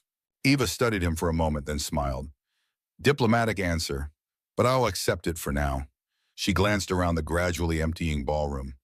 "Ready to make our escape. These events always run late, but the nurse will be waiting at my apartment." Daniel stood, offering his arm in a gesture that balanced assistance with respect for her independence. "Whenever you're ready." As they made their way toward the exit, saying appropriate goodbyes to board members and donors, Daniel reflected on the evening's developments. What had begun as a simple social occasion had evolved into something far more significant, the foundation for a professional collaboration that bridged their separate worlds, and perhaps more importantly, the beginning of a new understanding between the key people in Eva's life. Outside, the valet brought Daniel's truck around, and they managed the transfer from wheelchair to vehicle with practiced coordination. As they drove through the quiet city streets, Eva leaned her head back against the seat, a smile playing at the corners of her mouth. "Not quite the evening either of us expected," she observed. "Life rarely is," Daniel replied, thinking of all the unexpected turns that had led them to this moment: a chance meeting over birthday cake, a medical emergency, a professional opportunity, and now a potential collaboration that united their separate worlds in common purpose. Eva's hand found his on the console between them, her touch warm and sure. "I wouldn't have it any other way." Daniel squeezed her hand gently in response, feeling the rightness of her presence beside him, of the path they were beginning to forge together. Whatever challenges lay ahead, medical, professional, or personal, they would face them as they had faced the recent crisis, with honesty, mutual respect, and the strength that came from recognizing what truly mattered. The truck continued through the night, carrying them toward a future neither had anticipated, but both now embraced one careful, deliberate step at a time.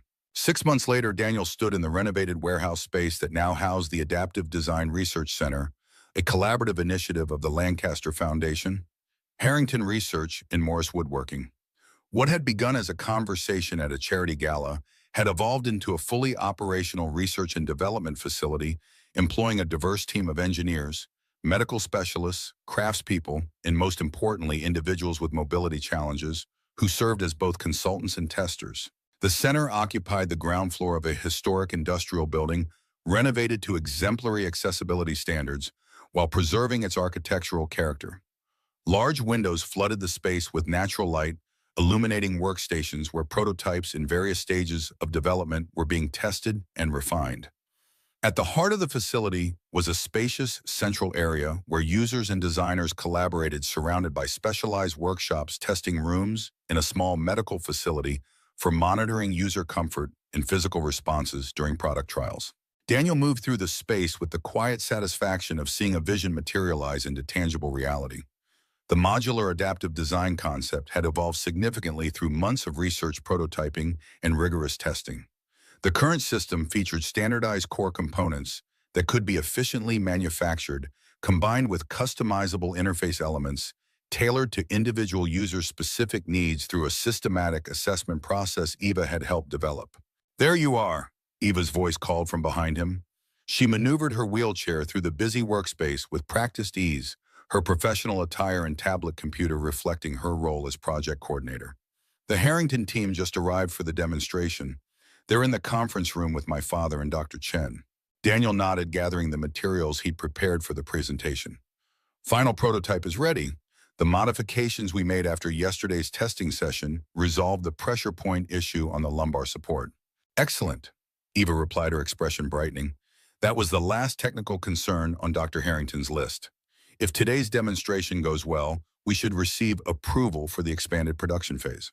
They moved together toward the conference room, their coordination natural after months of professional collaboration alongside their deepening personal relationship.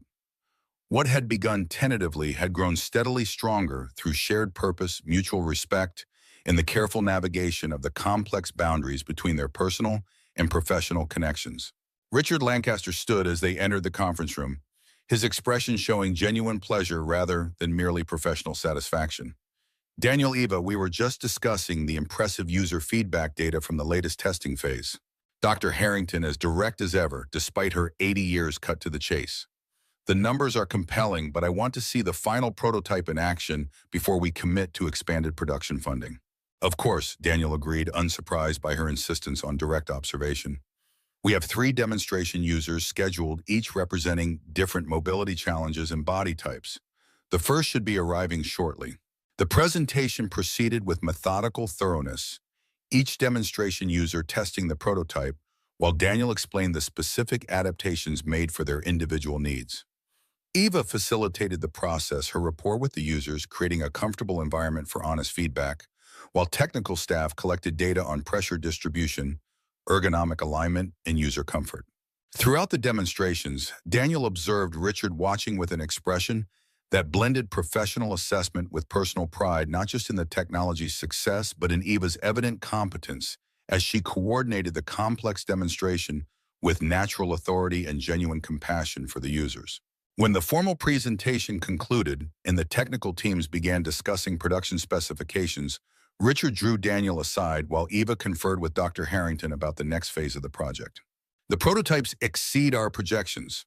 Richard observed, his tone reflecting genuine respect rather than mere professional acknowledgement. Your integration of traditional craftsmanship with advanced materials has created something truly innovative. The cross-disciplinary approach was key, Daniel replied, giving credit where it was due. Your engineer's expertise with the carbon fiber components combined with Dr. Chen's biomechanical insights and our woodworking techniques created something none of us could have developed independently. Richard nodded thoughtfully. Collaboration has its strengths, he acknowledged with a glance toward Eva that suggested he wasn't referring exclusively to the technical project. Sometimes the strongest solutions emerge from seemingly disparate approaches. Before Daniel could respond, Eva joined them, her expression reflecting controlled excitement. Dr. Harrington has approved the expanded production phase. We can begin implementing the manufacturing process next month with the first production units available for distribution by year's end. That's excellent news, Richard replied, his satisfaction evident. The board will be pleased with the accelerated timeline. We need to celebrate, Eva declared, looking between the 2 men who had found an unexpected working harmony over the past months. Dinner tonight, I'll invite the core team and Dr. Harrington. Unfortunately, I have a flight to Tokyo in 3 hours. Richard apologized, genuine regret in his voice. The merger negotiations require my presence.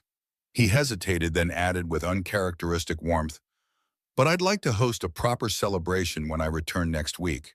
At the house, not a restaurant, something more personal than professional.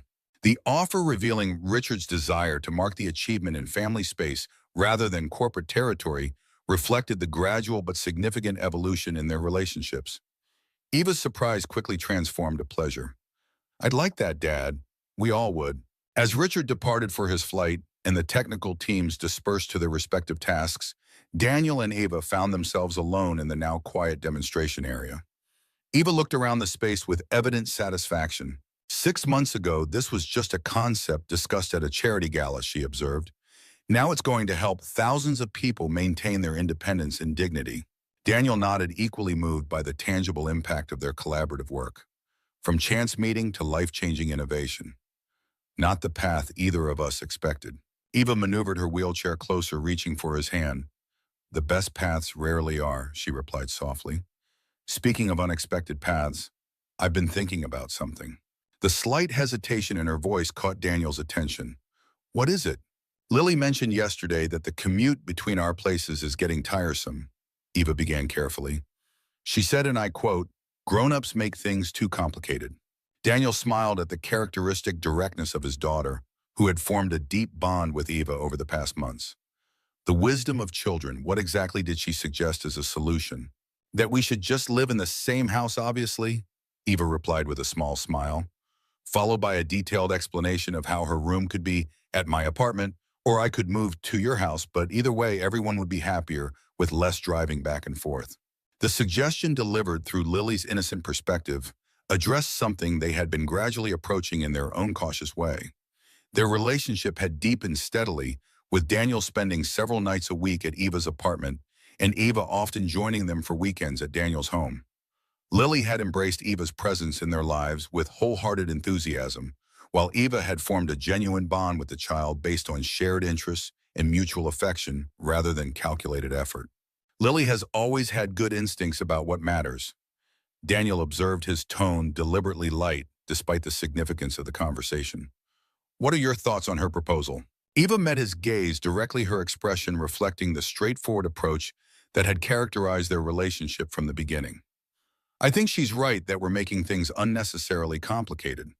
I think we've been careful appropriately so, but perhaps it's time to be bold instead. Daniel nodded slowly, considering her words. Bold, not reckless, he clarified, with awareness of what it means especially for Lily.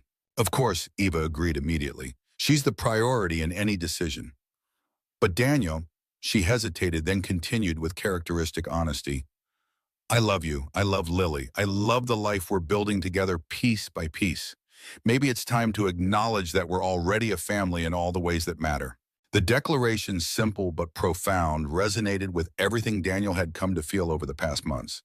The careful beginning had evolved into something deep and enduring, a connection based on shared values, mutual respect, and genuine love. I love you too, he replied, the words carrying the weight of considered truth rather than impulsive emotion. And you're right, we've become a family, step by careful step. Making it official seems like the natural next phase. Eva's smile illuminated her face, joy unrestrained by the professional setting. So we're doing this, moving in together, officially blending our lives. Yes, Daniel confirmed, squeezing her hand gently, though we should probably discuss the logistics with a bit more detail than Lily's obviously planned. Eva laughed, the sound reflecting both happiness and relief. Details matter, she agreed. Your house makes more sense. Practically, the workshop is there. Lily's school is nearby, and you've already made most of the necessary accessibility modifications. Daniel nodded, having reached the same conclusion, but wanting Eva to participate fully in the decision. But your apartment has advantages too. The building's integrated accessibility features proximity to the research center, better security systems. Always the practical problem solver, Eva teased gently. Let's take a week to evaluate both options objectively, then decide. Either way, we're making this transition together as a family. The word family, spoken with such natural certainty, warmed Daniel in ways he hadn't experienced since losing Sarah. What had begun as unexpected connection had evolved into something he hadn't dared hope for, a second chance, at the kind of deep partnership that made life's challenges bearable and its joys more profound.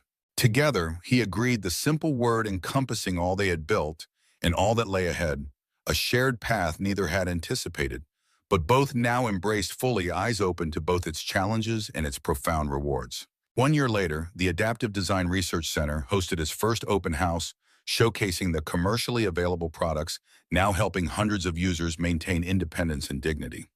The warehouse space had expanded to include a manufacturing facility where modular components were produced with precision, while custom elements were crafted to individual specifications. In the demonstration area, Eva guided visitors through the assessment process, while Daniel explained the technical innovations to interested medical professionals and potential users. Lily, now 7, proudly helped at a children's station where young visitors with mobility challenges could test specially designed art supplies and adaptive toys. Richard Lancaster observed the scene from near the entrance, his expression reflecting quiet satisfaction. The project had exceeded even his ambitious expectations, with preliminary data showing significant quality-of-life improvements for users and strong market response to the innovative approach. More importantly, he watched his daughter moving through the space with confident purpose, respected by the team she led, and visibly fulfilled by work that united her personal experience with professional capabilities. He watched Daniel demonstrating a custom adaptation to an elderly veteran, the craftsman's hands gentle and sure, as he adjusted the device to the man's specific needs. And he watched Lily embodying the natural compassion both her father and Eva had nurtured in her, helping a young girl in a wheelchair find the perfect adaptive paintbrush for her limited hand mobility. Mr. Harrington joined him, her sharp eyes missing nothing of his contemplative observation. "Quite a success, Richard. Catherine would be proud of what you've built here." Richard shook his head slightly. "What we've built together," he corrected, nodding toward where Daniel and Eva now stood side by side explaining a technical feature to interested visitors. "I merely provided resources. The vision was theirs." Dr. Harrington murmured with characteristic directness.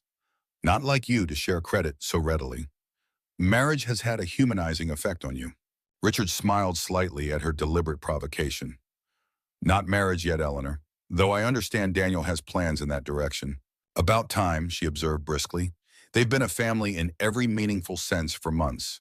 The legal formalities are merely catching up to reality." Richard nodded, acknowledging the truth in her assessment. "Some transitions require careful navigation. Daniel understands that better than most." "He's good for her," Dr. Harrington stated, watching as Eva laughed at something Daniel said, her face illuminated with a joy Richard hadn't seen since before her accident. "And for you, though you'd never admit it." Before Richard could respond, Lily bounded over her energy, undiminished despite hours of enthusiastic participation in the open house. "Grandpa Richard, come see what we made in the workshop. We designed a special paintbrush holder for kids whose hands shake, and it really works." The title Grandpa Richard was relatively new, adopted after careful discussion among all parties once Daniel and Eva had made their permanent commitment official.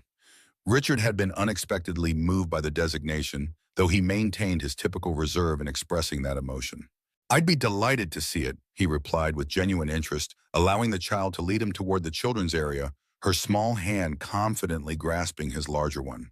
Mr. Harrington watched them go, a satisfied smile playing at the corners of her mouth. The Lancaster Foundation's most successful project wasn't measured in production units or market share, but in the restored connections between a father and daughter and the new family that had formed around a chance meeting over birthday cake. As the open house continued, visitors moved through displays highlighting the center's achievements and ongoing research. Near the entrance, a simple plaque summarized the philosophy that had guided the project from concept to reality. "The greatest tools are those that become extensions of ourselves, enhancing capability while preserving dignity, designed with both precision and compassion." In honor of Catherine Lancaster and Sarah Morris, whose spirits guide this work.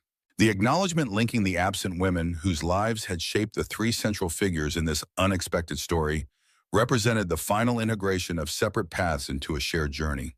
What had begun as chance encounter had evolved into deliberate commitment, creating a family bound not by conventional expectations, but by choice respect, and the courage to build something meaningful from life's unpredictable materials. Like the finest craftsmanship, the result was both beautiful and enduring, a testament to skilled hands guided by caring hearts.